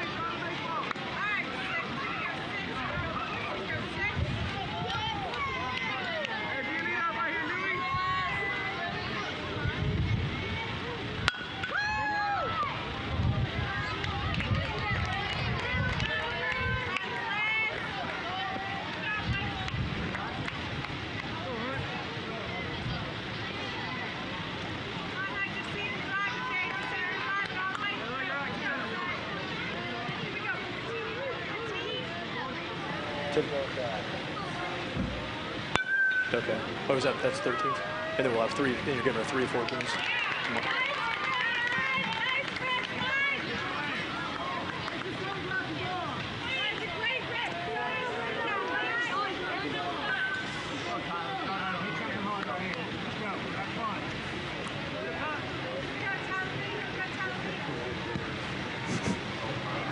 Rejoining you now on field number 4, taking a look back at Mountain Time and Dallas Patriots. Dallas Patriots representing Texas, and as Joe talked about, Mountain Time representing Oregon. With a 1-0 score. Patriots trailing and batting in the top of the 4th. Or, let me correct that. Hold on.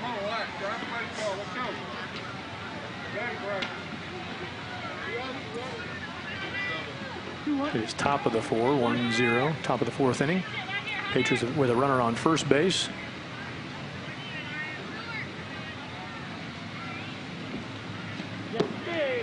Patriots up 1-0, top of 4, just reorienting ourselves as we bounce around to these fields, and got 2 outs, a 2-2 count.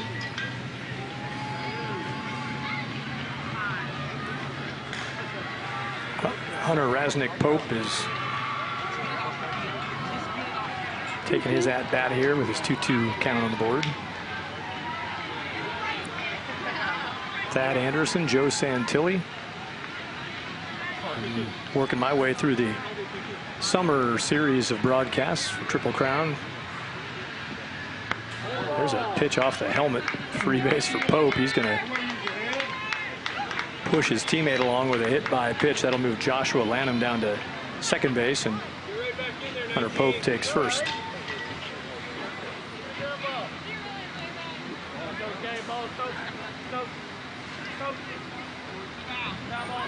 One got away. He didn't seem to feel it much. Off the cranium. Yeah, that's the beauty when you get it right. When you take it in the right spot with the equipment that's available these days, it's ball bounced, as far as a foul, pop foul. Yeah, you kind of hate to see a batter duck down like that. It's better just to turn, take that square in the back, a little bit safer. But I'm sure if he got it in the right part of that shell, he's probably happy he did that. Yeah, but if you get lucky, if you catch it in the neck, that's a whole different story. Zach Spiegel in Frisco, Texas. Zach Spiegel, whose nickname is Speed Beagle. Speed Beagle. Makes some sense. It's like an oxymoron, right? Are Beagles speedy? It's a pretty good name. It's like an action hero name, Speed Beagle. I like it.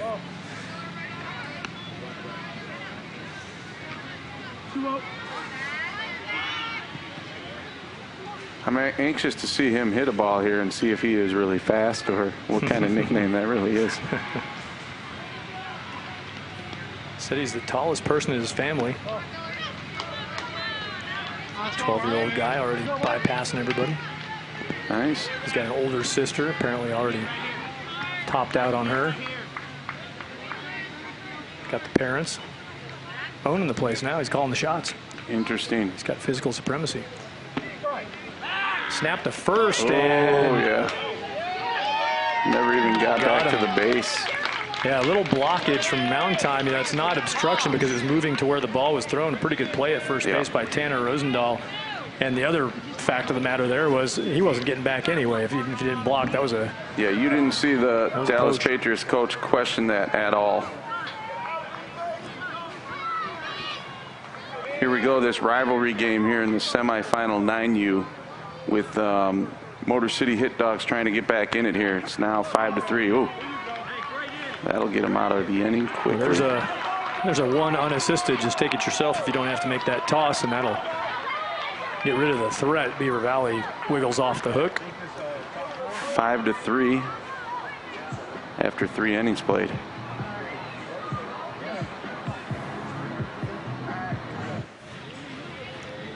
Dallas Tigers and Dallas Tigers. We check back in on field number 7.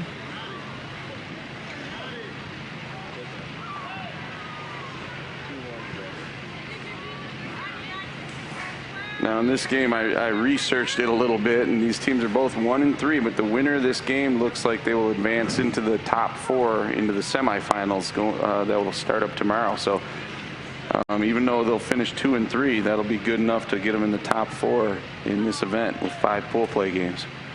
So from what you're seeing, Joe, it's whoever wins, it's got it. The same math is the same for both of them. You got to win it and you're in. You win it and you're in. Both these guys are showing there's one other 2-3 team in the bracket, and there is a 1-4 team in the bracket. So those will probably be the bottom 2 seeds here based on the run differential with that other 2-3 team. That run differential is what we use as the first tiebreaker once head-to-head is thrown out, which of course is the case in this division here because all teams are seeing each other in pool play. Still handling mound duties, Jackson Villarreal for Dallas Tigers Benson. Facing an at-bat from Maddox Silva of Tigers Bustillos. And this Villarreal is really keeping an eye on base runners here. He's been pretty consistent with that throughout the game. You know, a lot of times in this younger age divisions, you get a guy on base and they can move quickly. So when you see a pitcher that pays attention to him and shuts that running game down, it really helps your catcher out. These are 65-foot bases that they play on at the 10U level. 1-1 pitch coming. Good spot, outer edge, 1-2 count. They talk about controlling the pace as a pitcher. A lot of times, I know I coached it. I like the fast pace. I call it fast break baseball. Sure. But the same thing applies here. If you're doing things that are taking runners out of rhythm or hitters out of rhythm, a lot of different ways to control pace. It's just a matter of doing it consistently and how it maximizes your own pitching potential. Yep, you do got to watch your defense too, because you got guys sitting out there in the sun and the heat for a long time when you're going slow like this and paying a lot of attention to the base runners. But I mean, if your fielders are into it and you're making pick plays just like that, you know, you can keep your defense on your toes as well. So. That's right. You can't pick to an unoccupied base. So I was going to say, you know, just pick around the diamond a little bit. Just, you know, hey, third baseman, here's one, but there's nobody over there. That'd be a problem. But, you know, we were talking earlier about ready position and when the pitcher's delivering the ball, what I've been seeing with all these ages, whether they're 9 or the older 14-year-olds, these guys are getting to the ready position on delivery. So I'm keeping a close eye on the outfielders here for Villarreal's team, just watching to see if they're staying with all these pick plays.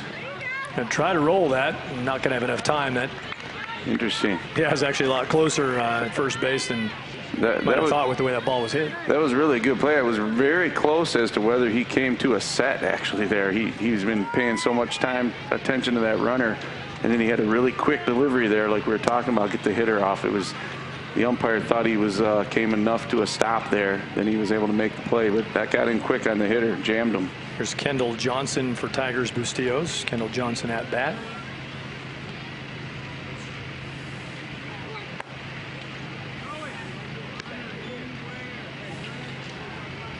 So, Joe, one thing we haven't had a chance to touch on here, and I know just across the country that Triple Crown Baseball, you try to both populate your events with top umpires and well-organized umpires, well-trained umpires, and you also try to honor those umpires just with understanding the work they do and the importance they have. And you tell us a little more about your umpiring group here at U.S. Club Nationals. Absolutely. You know, and overall, umpires, just, I've been in travel ball a long time myself, and, working in it in a living. It's really tough on any event organizer, finding good quality umpires that know the rules, that understand the game. I mean, it doesn't pay the best in the world. It's not a very rewarding job being an umpire. There's some great ones out there all over the country that work hard, but they don't make many people happy in a game. I mean, everybody watching a game, obviously is looking at it from their angle, from their eyes, and seeing what they want to see. The umpires are out there objectively trying to get themselves in good positions. So it's really a challenge. It's one of the things that we hear the most complaints about, like all tournament organizers do. So this particular organization, the National Umpires Association, which is based here in the Atlanta, Georgia area, but they're actually a national organization, and we're really excited. This is the first event we worked with them on, and they are an organization who is, the customer service, the quality standards are very high with them. So they realize they're going to make mistakes. Just as any coach may make a mistake, or as much preparation as the coaches give their players. Ground balls, pitches, you still see the players boot a ground ball and make a mistake. These umpires are well prepared, and they'll still make mistakes, but they learn from them and they get better. And this group in particular, we're excited to work with. This is the first year of a potential long relationship with them. So. Ball floated to center field. It's going to be the third out of the inning. Tigers Benson, they'll get their way out. It's still a 2-1 ball game in the fifth inning. We got a nice one going on, heading to the bottom of 5 with Tigers Benson coming back to the bats and down by 1. It's another good matchup and another 2-1 score. We've seen that 2-1 number be frequent here, Joe, and this is the 5th, 6th, 7th, and 8th game we're doing today, and this is the third time we're seeing a 2-1 that's grinding down to the end. 2-1 through 5, man. Those games are cruising, and that's the kind of the quality of baseball that we're seeing in this event all the way through. I mean, these are 9-year-old, 10-year-olds, but these organizations are some of the best at preparing their kids. They're highly competitive. They're highly organized. These kids have been on the big stage. Here we go with checking in with Slammers and Richmond Braves, and there's one into the trees. You were talking earlier about short porches, the home run porches, and on cue, there's something deep for the Braves. Bam.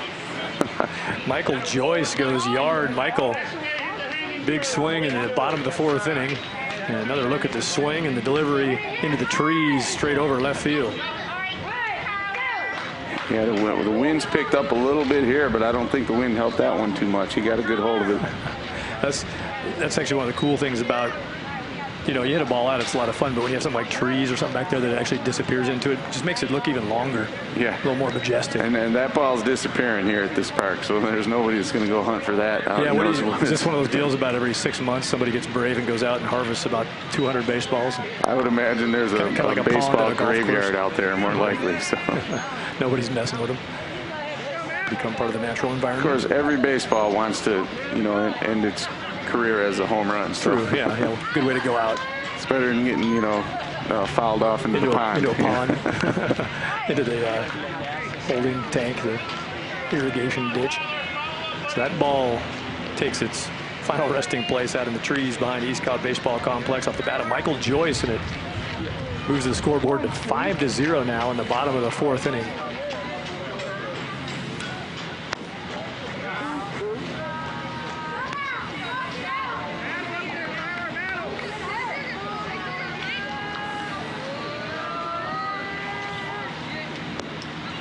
Swing and a miss. Pretty good comeback there after the home run ball. That's what you want to see out of a pitcher is, well, nothing I can do about that. I better be good on this next guy. And stepping up to the challenge, Blake Shepherdson gets a strikeout.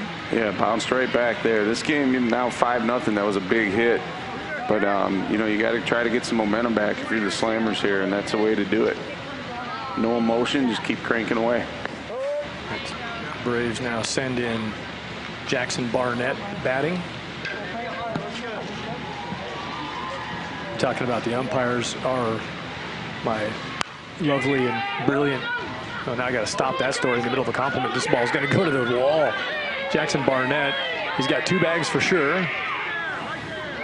And had a first, second, and third thought about whether or not he was going. He was looking over his shoulder, didn't pick up his coach maybe as soon as he should have. Ends up safely back at second. So that aside, that's a shot. Nice swing from Jackson Barnett. Doubles to the right field track. Now I want to finish. Got to get my compliment. I was complimenting my lovely and brilliant wife, and I was going to lead that to say my kudos to our son Jarrett, who's he'll be a senior in high school. But he's umpired 4 seasons now. He started when he was 14 years old in Colorado. And so when you're talking all the things you're talking about with the umpires and, you know, the levels of how they elevate through improving at the game and earning themselves bigger spots and all that, it's been pretty interesting to me. I coached a lot of years and then watching. And I always was a guy who appreciated umpires anyway, but, you know, when you got your own dog in the hunt as an umpire, it's really kind of cool, actually. I would encourage anybody who's ever been maybe a little bit of an edgy youth sports parent, I don't care if it's baseball, all sports, you know, just maybe have your kid try officiating one time and see how that feels as a parent to watch that. That's maybe a really good way to think of it. The umpires certainly take some abuse, you know. Sometimes they bring it upon themselves, I know, but I'm not taking any sides here. I was a coach my whole life, never really crossed the line to umpire, but I see what they go through, and I know that, you know, the vast majority of the umpires are good people that go out there and work hard to make objective calls, and they get put in tough situations quite often. Pretty much the majority of them are there to make the game better, even though it may not feel that way now and then. They're out there because they want to enjoy the experience with the players. The Slammers trying to fend off another runner from the Braves at third base while we take a look at field number 8, Motor City Hit Dogs in Beaver Valley, with Beaver Valley loaded up. 5-3 the score. Beaver Valley on top by 2 now and trying to add to it. Yeah, Beaver Valley went up early in this 4-0, and Motor City has climbed back into it a little bit. Again, this is a semifinal, so the winner of this goes on into the championship game to play the East Cobb 9U team. So this is a big moment in the game for sure. Motor City looking for a break to work their way out of this. These are 2 teams that win a lot in their areas. Hands down best organization in the Detroit area, in Michigan, and unquestionably in Pennsylvania, that Pittsburgh area with Beaver Valley here. Just left field 6 in that 12-year-old game. By the way, Slammers did get out of that, left that runner stranded at third base for the Braves after that home run. 5-0 Richmond Braves, and they're going to the 5th inning over there, top of the 5th. Slammers just 2 more chances left to hit, and they're down by 5. That's a 12-year-old game, silver bracket semifinal. This is a 9-year-old game to go to the championship. That ball back to the middle and in time, knocked down, and good job taking the available out. A lot going on right there and finding a way to track down the ball and then find a runner who is available. So the pitcher on the play takes care of business, Tyler Morehouse. Yeah, that's a pretty good play there.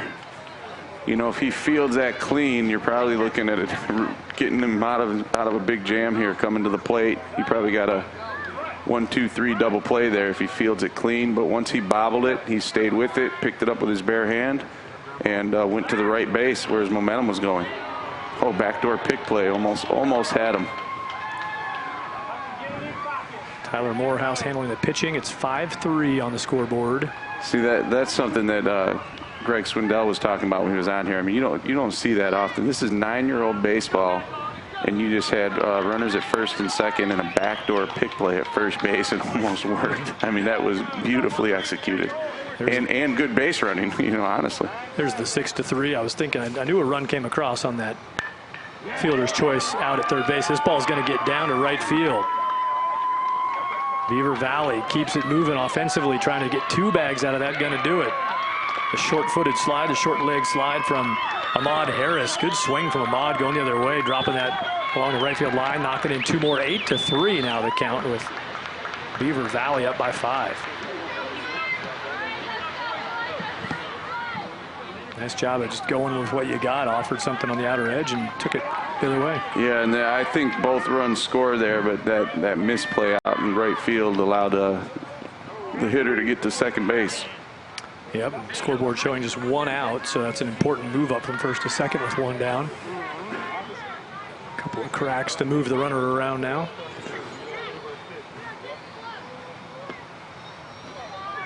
Gonna try to steal him second to third. Got him. Throw out from behind the dish. That'll help the cause defensively for Motor City.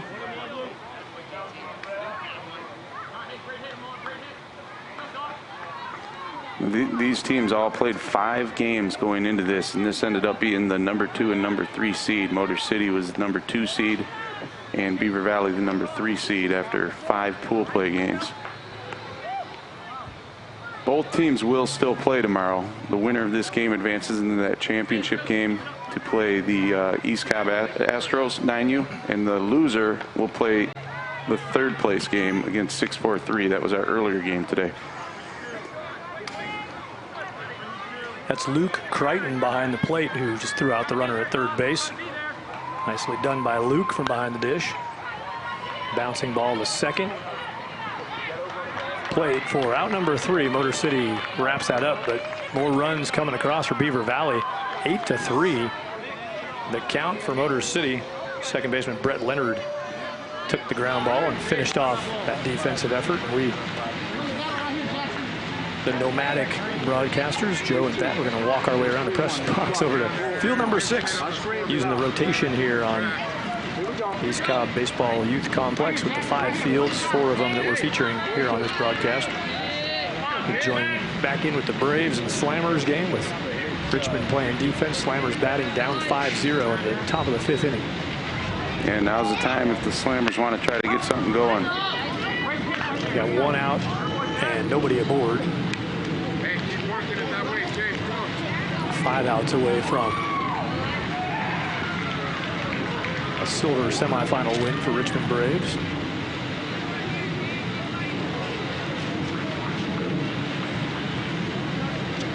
Joe, you were saying earlier that the winner of this plays in the Silver Bracket Championship, and is the loser of this one done? Or are they picking up the loser of this will get a game in this division? Yeah, the loser of this, I believe, gets the 9th place game. So they'll still play for 9th place for some points for their organization here. Yep, still more ball to play tomorrow.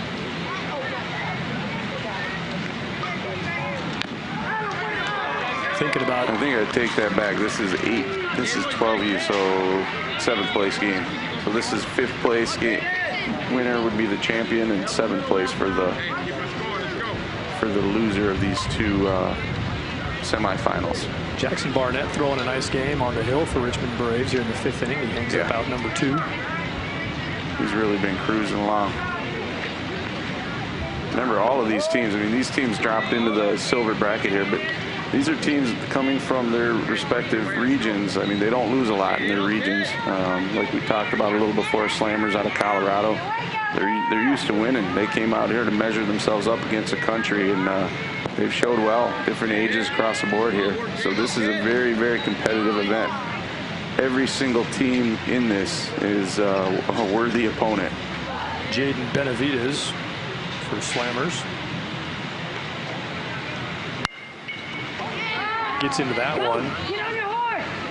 Long run right in front of the track. Richmond Braves get a little retreating defense.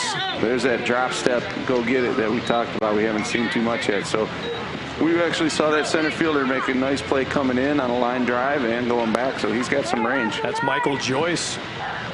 Nice running catch. Moving back toward the track. Will cap off the top of the 5th. Slammers just going to have 3 more outs to work with. When they come back next time, it'll be their last go-round, down by at least 5 runs if they don't yield anything in this defensive half. We're going to bring you down the home stretch on field 7. We've got a 6th inning 2-1 game. We've got 5th inning happening on field 6. On our field 4, the 12-year-old Mountain Time and Dallas Patriots. That game's sitting on 3-0 in the 5th inning, and it's 4th inning on field number 8, our 9-year-old game. So everything working into the deeper stages. We'll come back and bring you down the home stretch of all those contests after a short break.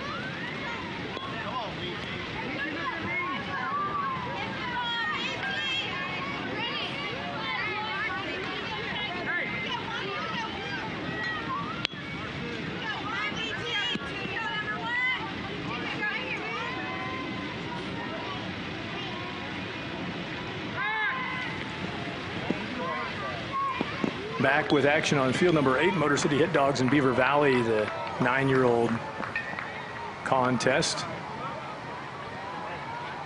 Runner just comes across. There's the runner move up from first to second. Also on a balk call. I didn't see the other guy move, but he must have already been in place. Balk call sends a run home.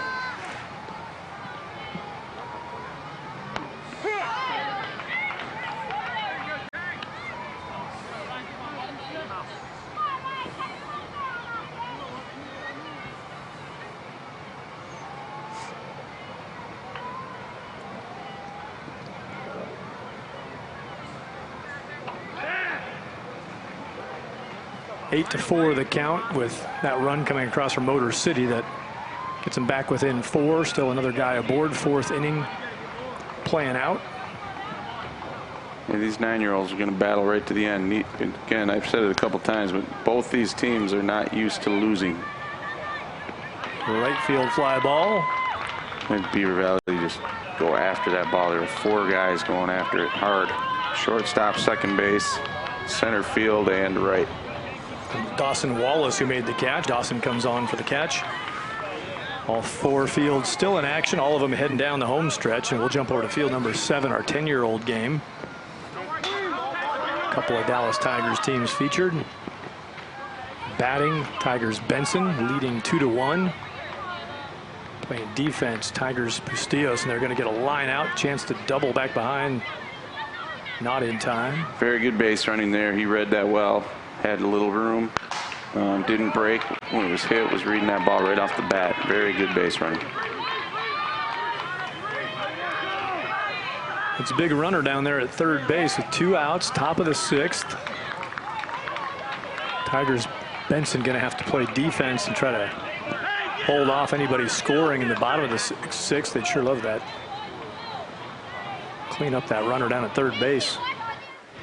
Not to break in on this, I peeked back at that Beaver Valley Motor City game, just had a double to make it 8-5, another runner in scoring position. So Motor City climbing, keeping coming here. Yep, 2 outs in the bottom of the 4th over there. That ball's through and will extend the lead. That ball's through to the fence.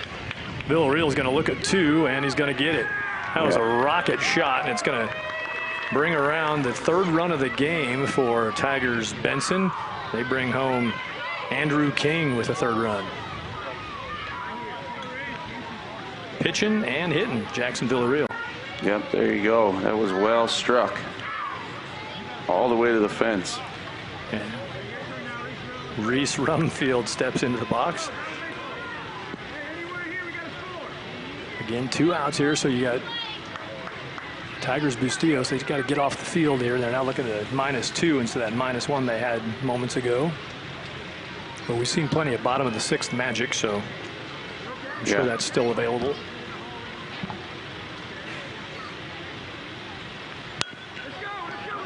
Keep on swinging it. Benson going to get another shot to the outfield, and that's enough to bring home Villarreal. And moving up on the throw, a runner back to second base. Reese Rumfield, back-to-back solid swings have made this, stretched out this lead, made it a 4-1 ball game.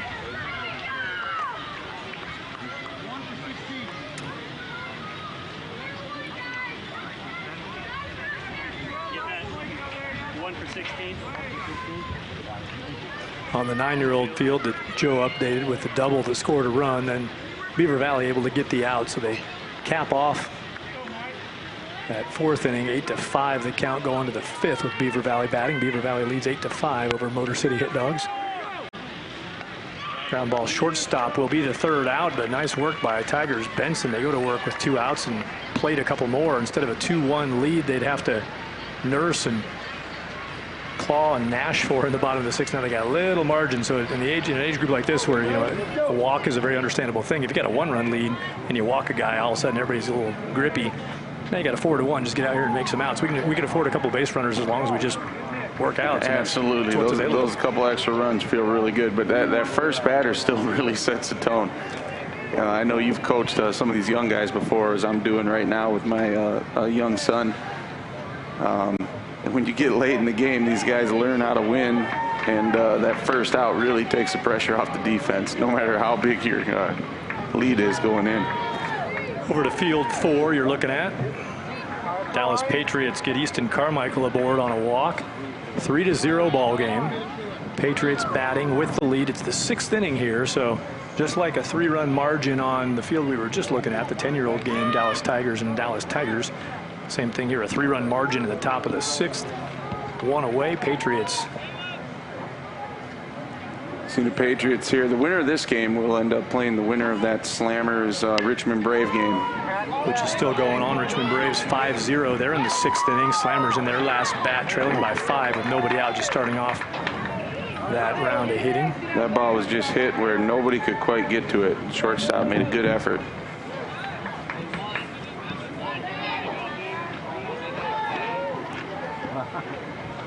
Shortstop went after it hard, just couldn't quite get there. So that ball was just hit in the right spot. Wasn't hit hard, but it looks good on paper. Yeah, that and the socks too.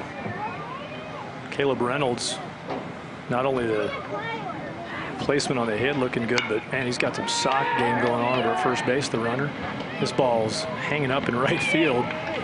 Catch is made. Tag from second to third is successful. Right fielder Nico Rosell had to work his way to the line. Covered a lot of ground. Almost overran that. Had to reach back a little bit on the catch.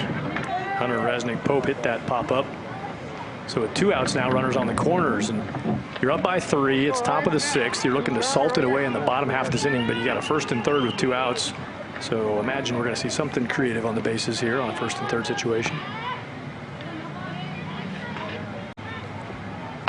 Runner not going, ball fouled down the third base line. Well, that's interesting there. The defense is on the edge. Catcher's out calling the play. Coaches are letting them know, and nothing on. Swinging away. Hit it right through that hole.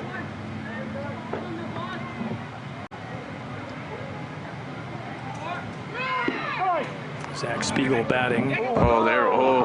Tried the fake throw to second and then over through third base. It's going to let the runner score, and the stealing runner is going to go first to third. So moving around Caleb Reynolds. You know, that was really an exceptional pump fake by the catcher, and he had him hung out to dry at third base. He had him biting on the pump, and he just let it get away from him when he threw it over to third. Easton Carmichael scores. Sometimes you pump so well that you can't get reset, get your mechanics right for the second round. Yeah, maybe didn't quite get his feet set right, but just released it a little high. That was the problem there. Now Spiegel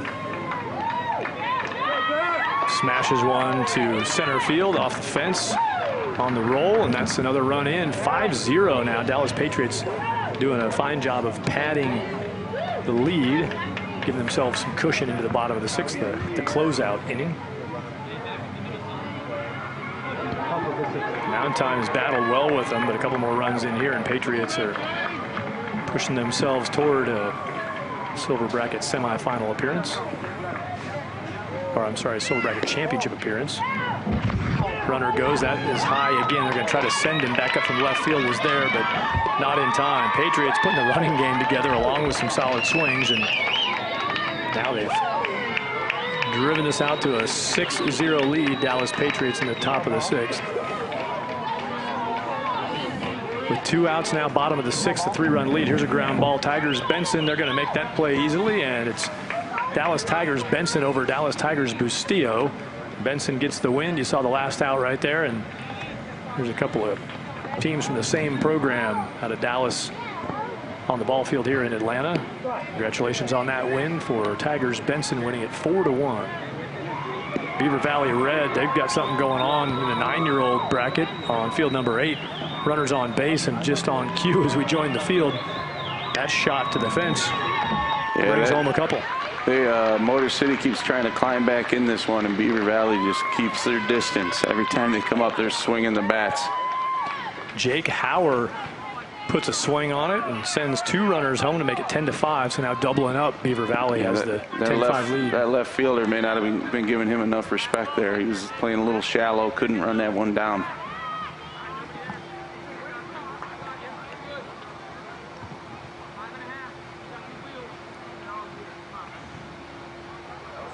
Christian Lucarelli now batting with his team up 10-5. 5th inning, it's top of 5 here. That 10-year-old game that just ended there was the last pool play game in the 10-year division. So very soon, as Triple Crown does, those scores will go live on our website, posted, and the pool will be broken, and the 10-year-old teams will be able to see where they're playing tomorrow. So 10s are complete after the win by Dallas Tigers Benson, 4-1 over Dallas Tigers Bustillo. Strike called. Steele successful, taking third base with nobody out. Beaver Valley keeping the foot on the pedal here. Stealing third is Jake Hauer. 10-5. It's the 5th inning, so this would be it's 8 runs after 5 on the run rule, correct, Joe? Yep. So they still got a little work to do. There's a strikeout pitch, or a strike pitch, and that was disagreed upon, but Lucarelli's going to have to shake that off, get back in the box. He thought it was down. So the 3 more runs here in the top of the 5th would put Beaver Valley in position to close it out early. Yep, they're cruising along. They've got 2 runs in so far. Still got a ways to go to get that math into a run rule position.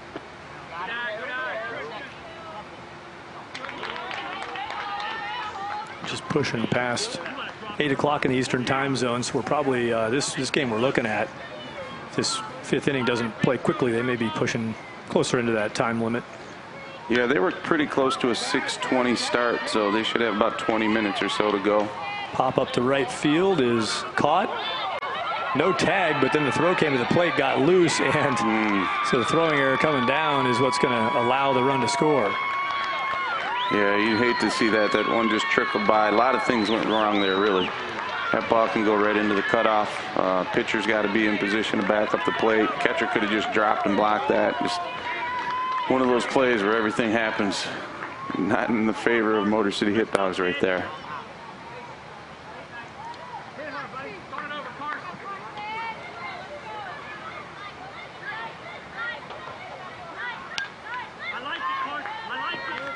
One away after the fly out. Run gets across the plate, make it a 6-run game. Carson Chamberlain has the bat.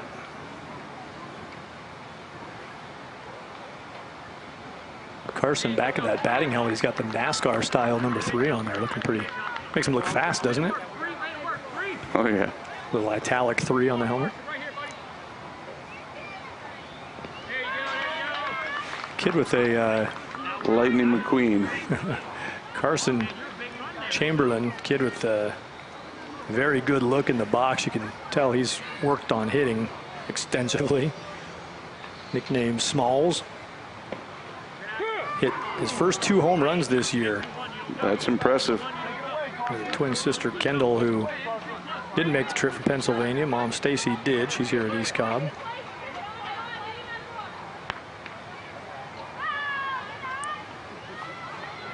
Yeah, I like watching this guy play. A couple times I've seen him come to the plate. He just kind of knows his business up there.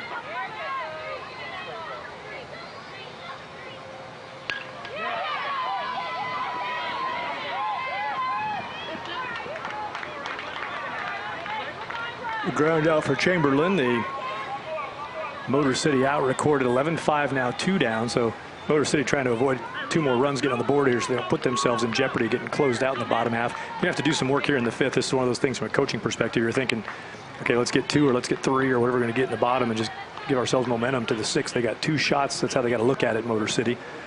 But first, they've got to get this 3rd out. We'll jump over to 12-year-olds. Bases full and a couple of outs. This is the 12-year-old field number 4 Mountain Time and Dallas Patriots on our other 12-year-old game.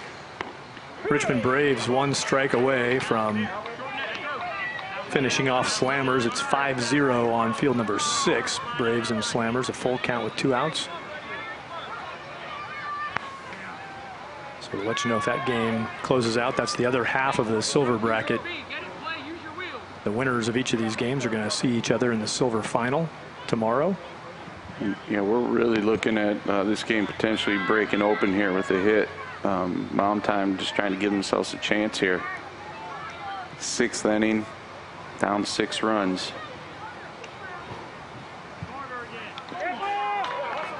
Swing through, swing foul, and it's a 2-2, 2-out situation. Top of 6, 6-0.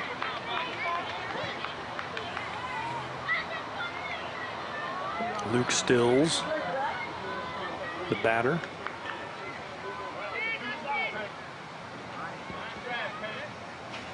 Off-speed, grippy pitch coming in from Caden Rose. Caden Rose handling the mound right now for Mountain Time. Patriots everywhere on the bases. And nearly sent them all home, but out in front of that, just a little bit off of either the tree or the light pole down the left field line. Little collateral damage on the foul ball.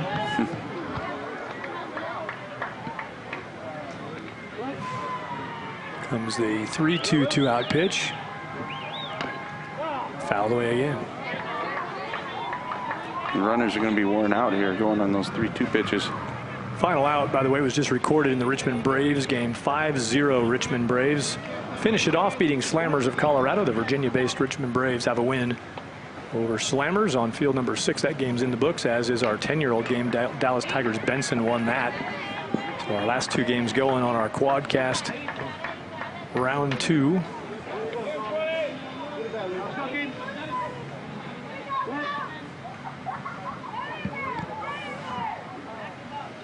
Another 3-2 coming to Stills. Lengthy AB, as you mentioned, Joe. Step off the rubber, make it a little longer.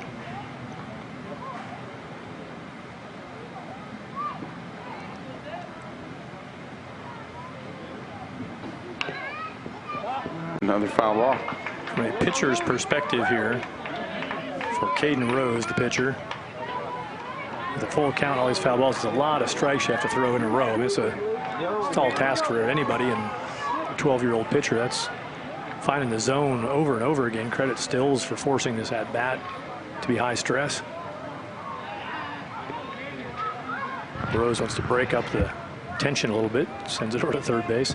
Knowing the runners are going, obviously 3-2 and 2 outs, trying to see if a guy just breaks on your movement. Yeah, you never know. Sometimes you can bail yourself out of an inning with that. Stills asking for time and got it. As we mentioned before in the earlier broadcast, we're playing National High School Federation rules, so even a fake to third is a play that's allowed here. That's something that right now, if they had a backdoor pick play to first base with a fake to third, could get them out of the inning. Hey, remember that the coaches are streaming this in the dugout. Don't be giving strategic advice here.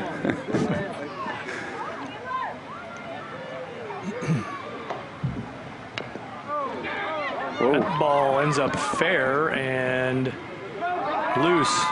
Had to try to pick it out of the dirt. You know, a foul ball that was came an odd flying play. in. Yeah, I saw a ball come flying in there. It looked like a foul ball from one of the other fields. Foul ball from field 8 came in right on cue as that play was happening, and the fair ball that was hit right toward where the foul ball came flying in. So you had 2 balls in the mix, and that, among other things, caused a little chaos.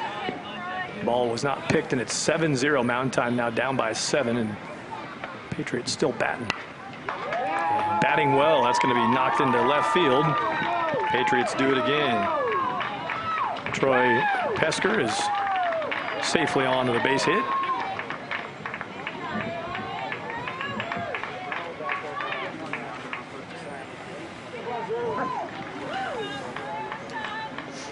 Richmond Braves and Slammers. This is a look at the conclusion to that. There's a 3-2, 2-out pitch with a 5-run lead, 5-0, and got him. Richmond Braves close it out. And we were talking earlier for Richmond Braves, that 6-inning game, 5-0 win, a shutout. And a tip of the cap to Jackson Barnett. It was Jackson Barnett throwing a strong outing at Slammers for a 5-0 win.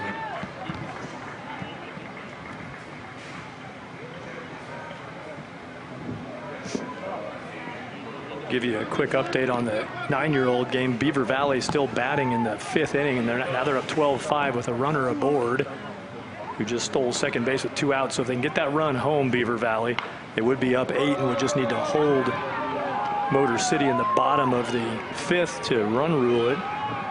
And more coming around for Dallas Patriots. Things getting a little tough over here for Mountain Time. Wheels coming off a little bit here in the top of the 6th.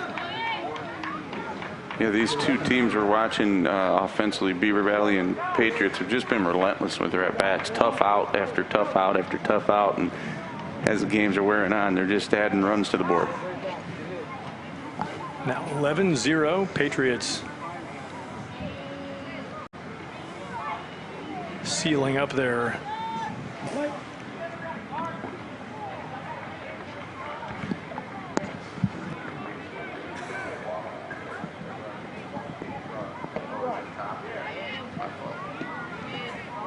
Patriots sealing up their spot in the Silver Championship. They're going to have to play a little defense, but they've extended out to give themselves plenty of room to handle the bottom of the 6th.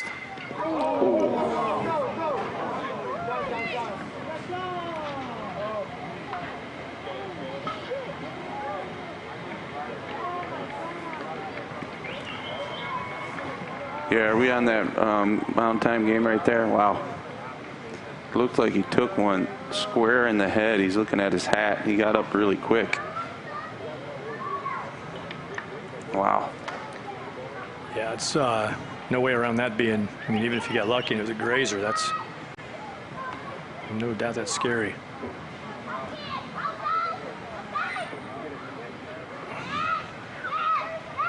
It's Caden Rose, the pitcher.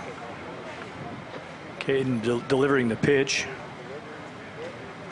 Ball comes back. Whew.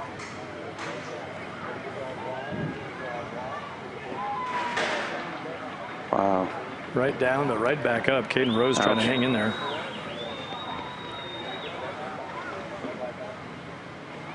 Wow. Caden trying to walk it off. Obviously, he's trying to do that, but that's no longer, from a coaching perspective, what you say. It's not trying to walk it off. We're trying to. It's really hard to tell that from the camera. I mean, it hit him. It hit him. Maybe not too square. The good thing was he jumped up really quick you know, they're going to definitely take their time checking him out here. Come here, check it out.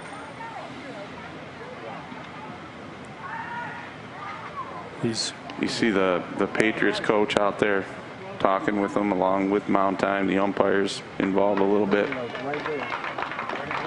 Hoping that top of the bill might have diffused a little bit of the ball energy before it got to the forehead. I have seen that happen before, where the bill of the cap is worked as almost like a helmet.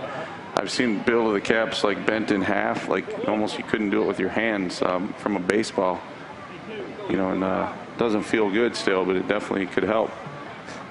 Well, Caden looks like he's going to stay in there. I'll tell you the couple of pitches he threw, the check it out pitches. Hey, good job, Caden. Had a little extra giddy up on it. I think he might be ready to use that as motivation to finish off this tough 6th inning for the defense for Mound Time. Gotta love his heart.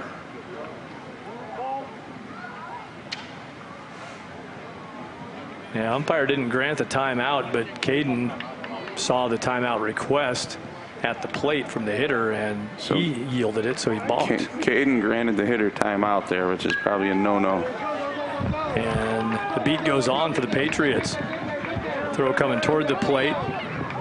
Nobody at first base to take the runner behind, so runs coming around on the swing there by Easton Carmichael, and Patriots 13-0 now in the top of the 6th. Yeah, they really put it on here, and there's no real way to stop the bleeding here other than get that out.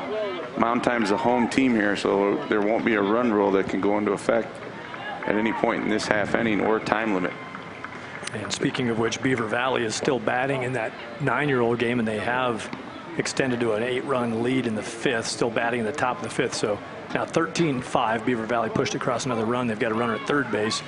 They'll have a chance to close out on run rule in the bottom of the 5th. Another base hit. Well, there's no solution to the Patriots' bats right now. They're just hot. Everybody getting good swings. Caleb Reynolds most recently. Now it looks like a pitching change coming. Game effort by Caden Rose, staying in it. You know, even before he took the ball off the bill of the cap and off the forehead, he was fighting and fighting. You love to see a kid get a chance to do that. Just couldn't get out of it. And then you add to that he took a ball off the front. Pitching change for Mound Time. They're going to hand the ball over to Jack Braun, who will warm up, and we'll hop over to our 9-year-old game on field 8.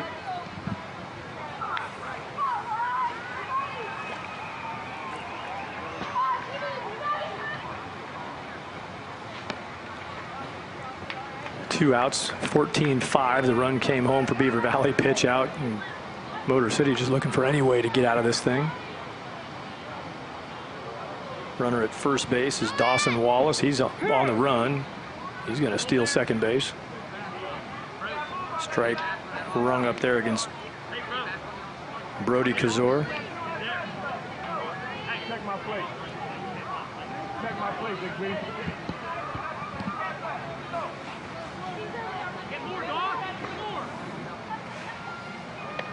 Yeah, this one's really gotten away from the hit dogs now. It's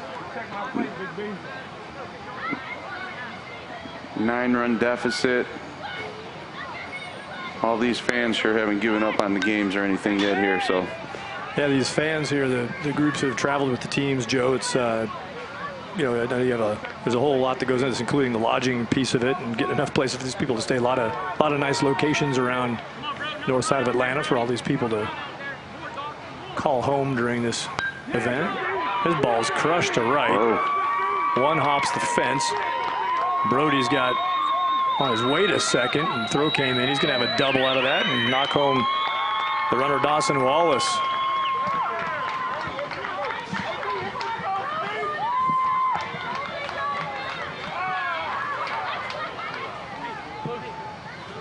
So Brody in his spirited celebration. You don't want to stand right on top of the bag when you do that, because it can be a little slick. Brody letting the enthusiasm out and ended up a little smile on his face for the wipeout.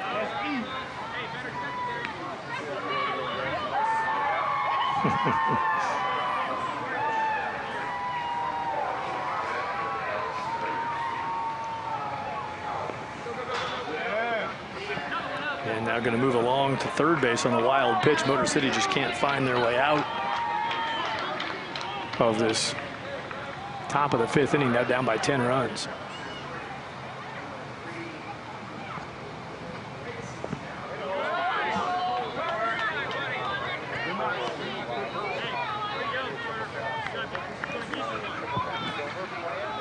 Pitching change for Mound Time.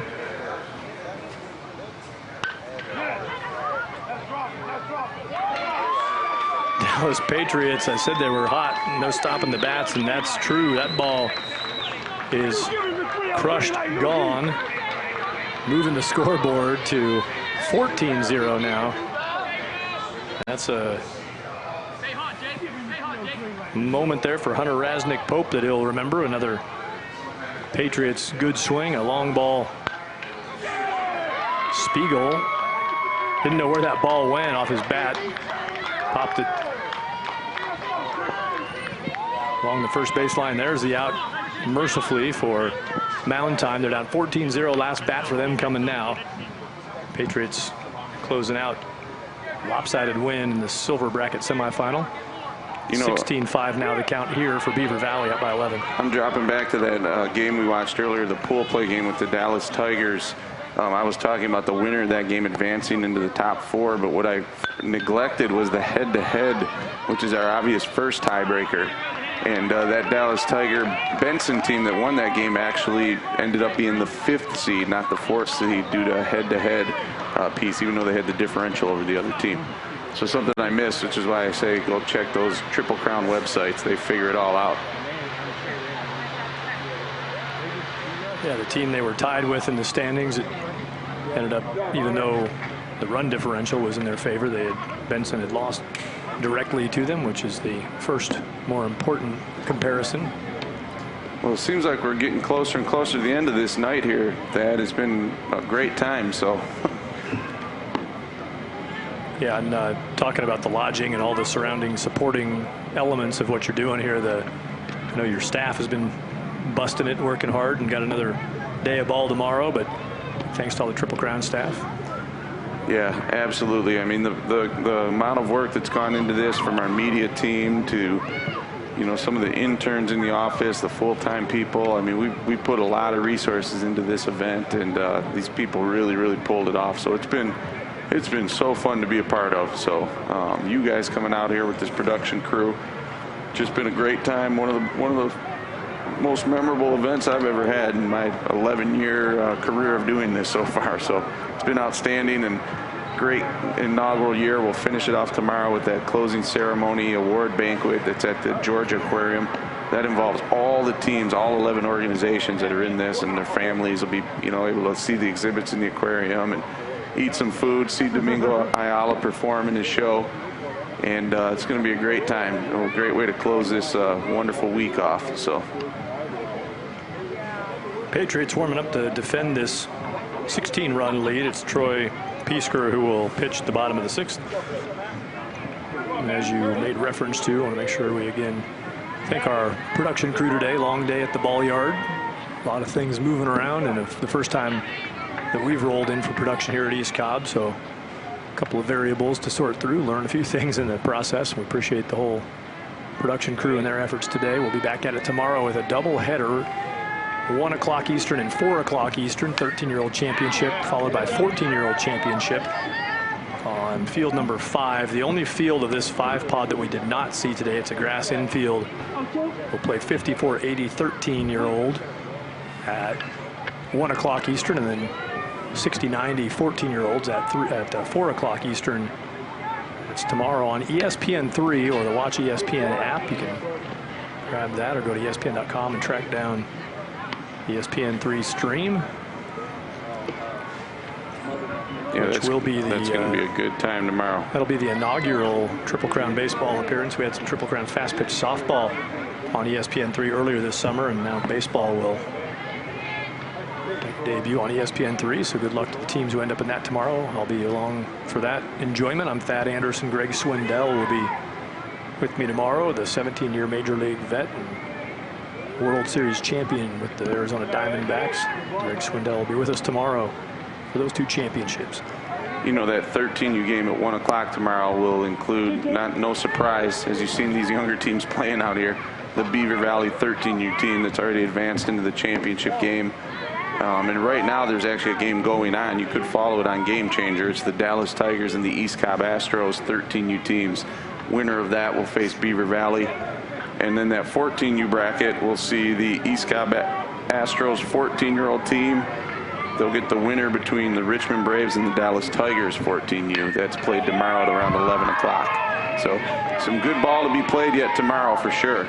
And once again, besides those championship games, all these teams play. Every team in the tournament plays a game tomorrow to finalize their standing, whether it be 3rd place, 5th place, 7th place, 9th place.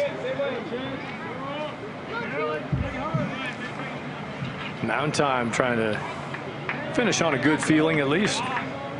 Solid extra base hit, the double for Matthew Lasowski.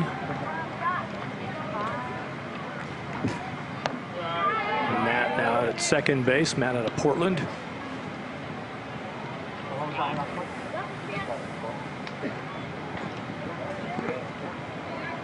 Said, did Matt, who's running at second base after his double, said his proudest moment, said having our team invited to play in this tournament. Oh, that's nice to hear. Living a little highlight right here. That's nice to hear. You know, and it's interesting because we were looking for geographic representation with this event, and you know, a lot of these organizations that are playing this are you know, highly recognized. They're invited to a lot of events. These teams out in the Northwest, in Colorado, the Slammers, the Mountain Time, the Showtime team that came out of Washington, they've come out here and really competed well. You know, they haven't quite been as strong all the way through in every age division as some of the other ones, but some of their teams have given these big organizations from the East, Texas, Georgia, a run for their money. So, and remember, they're out here to get better. They're out here as a measuring stick, and you know, I'd expect to see these guys, you know, on the board in the future and as a big-time organization. So. Pop up to Cooper Huff. Cooper makes the catch for Patriots. 1 out now, 2 outs away from capping off what turned into a runaway win.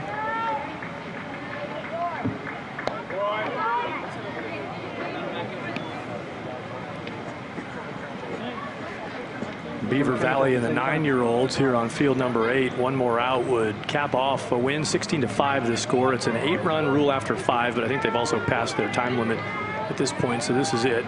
2 down. Yeah, and you know, you watch this one through. It could be either team. These teams played earlier in pool play, and I think the score was close to this. It was around 16-5 Motor City, and yeah, Beaver Valley turned it around here this game. But you're going to see a disappointed group of 9-year-old boys with that Motor City team. They were coming down here to Georgia expecting to win this tournament in this 9U division. They have a good enough team to win this tournament. Beaver Valley, the same exact thing. They came down here to win it. So when you have an event like this, it's almost like the College World Series. You don't really think that, you know, a team that gets knocked out in 8th or 7th place is a bad team. They're very, very good. Just getting here, you know, is, you know, they should be awarded for that, which they will be at that banquet tomorrow. So I imagine you'll see some disappointed 9-year-olds, though, in that handshake. Walk issued. Motor City still alive on the ball field. I don't want to count them out yet. So runner breaks. Pitcher in the full windup doesn't even flinch. Runner just takes the bag and pitch goes on. That's one of those interesting situations that the ball would have been fouled off. Oh, thrown away. Hit Dog's just finding a way to stay alive. You're going to get 2 runs out of that. So the stolen base that happened completed. It was completed while the pitcher was still awaiting taking a sign from the full windup. You may go field indifference here, but you might want to still throw from the stretch just to keep your defenders focused a little more. That might have threw Beaver Valley off. He went windup. The runner on first broke early. He was at second base almost before he started his windup. If that ball would have been fouled off, he would have had to return to first base, which is interesting. So now they're actually holding the runner, paying a little more attention. Yeah, just need 1 out. You mentioned the time limit probably is hit. We don't know that necessarily up here, but yeah, it's close. And 16-7 game, so it's a 9-run lead. If Motor City got 2 more runs, they'd be back inside of the run rule mathematics, but don't know if time's going to allow them that. Back on our field 4, the 12-year-old game, silver bracket semifinal. Dallas Patriots leading 16-0. Runners on first and third with 1 away. Ball lofted there, shallow right, and a attempted tag to score, but that's how it's going to end. Oh, what a way to finish there. So Patriots up 16-0. They cap it off with an outfield double play on a tag try throw coming in, and Patriots seal it up. They will play in the silver bracket final game against Richmond Braves, who won 5-0 over Slammers also just now. So we got Slammers knocked down by Richmond Braves, and we got Mountain Time knocked down by Dallas Patriots. Patriots and Braves in the silver final tomorrow. That leaves us with 1 field active here at East Cobb Baseball Complex. Runner takes the bag. Beaver Valley just looking for 1 out here. 2 down, bottom of 5. It's been amazing, the fight in all these teams. There hasn't been anyone laying down and giving up. These, these teams are all used to winning in their regions. And coming down here, someone's got to lose.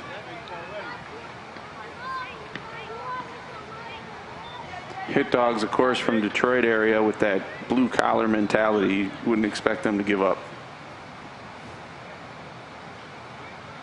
2-0 pitch. Hit hard to short. And in time. So Beaver Valley gets it done, and they're going to move on to the 9-under championship game. Big win in the semis for Beaver Valley. 16-7 the final score. Good run by Motor City Hit Dogs. They're still in contention for that 3rd place finish, but it's Beaver Valley going to advance and take on East Cobb. Yep, they'll take on the East Cobb 9U team. That'll be tomorrow in the championship. Motor City will play tomorrow. They'll play 6-4-3 for 3rd place. Well, today what we ran you through, 2 sets of quadcasts, 8 games total. Saw a variety of clubs and all kinds of young baseball talent out here at the East Cobb Baseball Complex. Thad Anderson, Joe Santilli wrapping it up from Marietta, Georgia. Tomorrow, again, ESPN3 will be the location for the 13-year-old championship at 1 o'clock Eastern, and at 4 o'clock Eastern, it's the 14-and-under championship on ESPN3. Joe, thanks for doing this with us today. Great job with this event, and good luck with the stretch run of this thing. Thank you, Thad. It's been fun. Joe Santilli's been with me. I'm Thad Anderson. For everyone at Triple Crown Sports and our entire production crew, thanks for being with us, and thanks to all of our teams for their participation. We'll talk to you again tomorrow. Join us on ESPN3, the Watch ESPN app, for our championship matchups from the U.S. Club Nationals.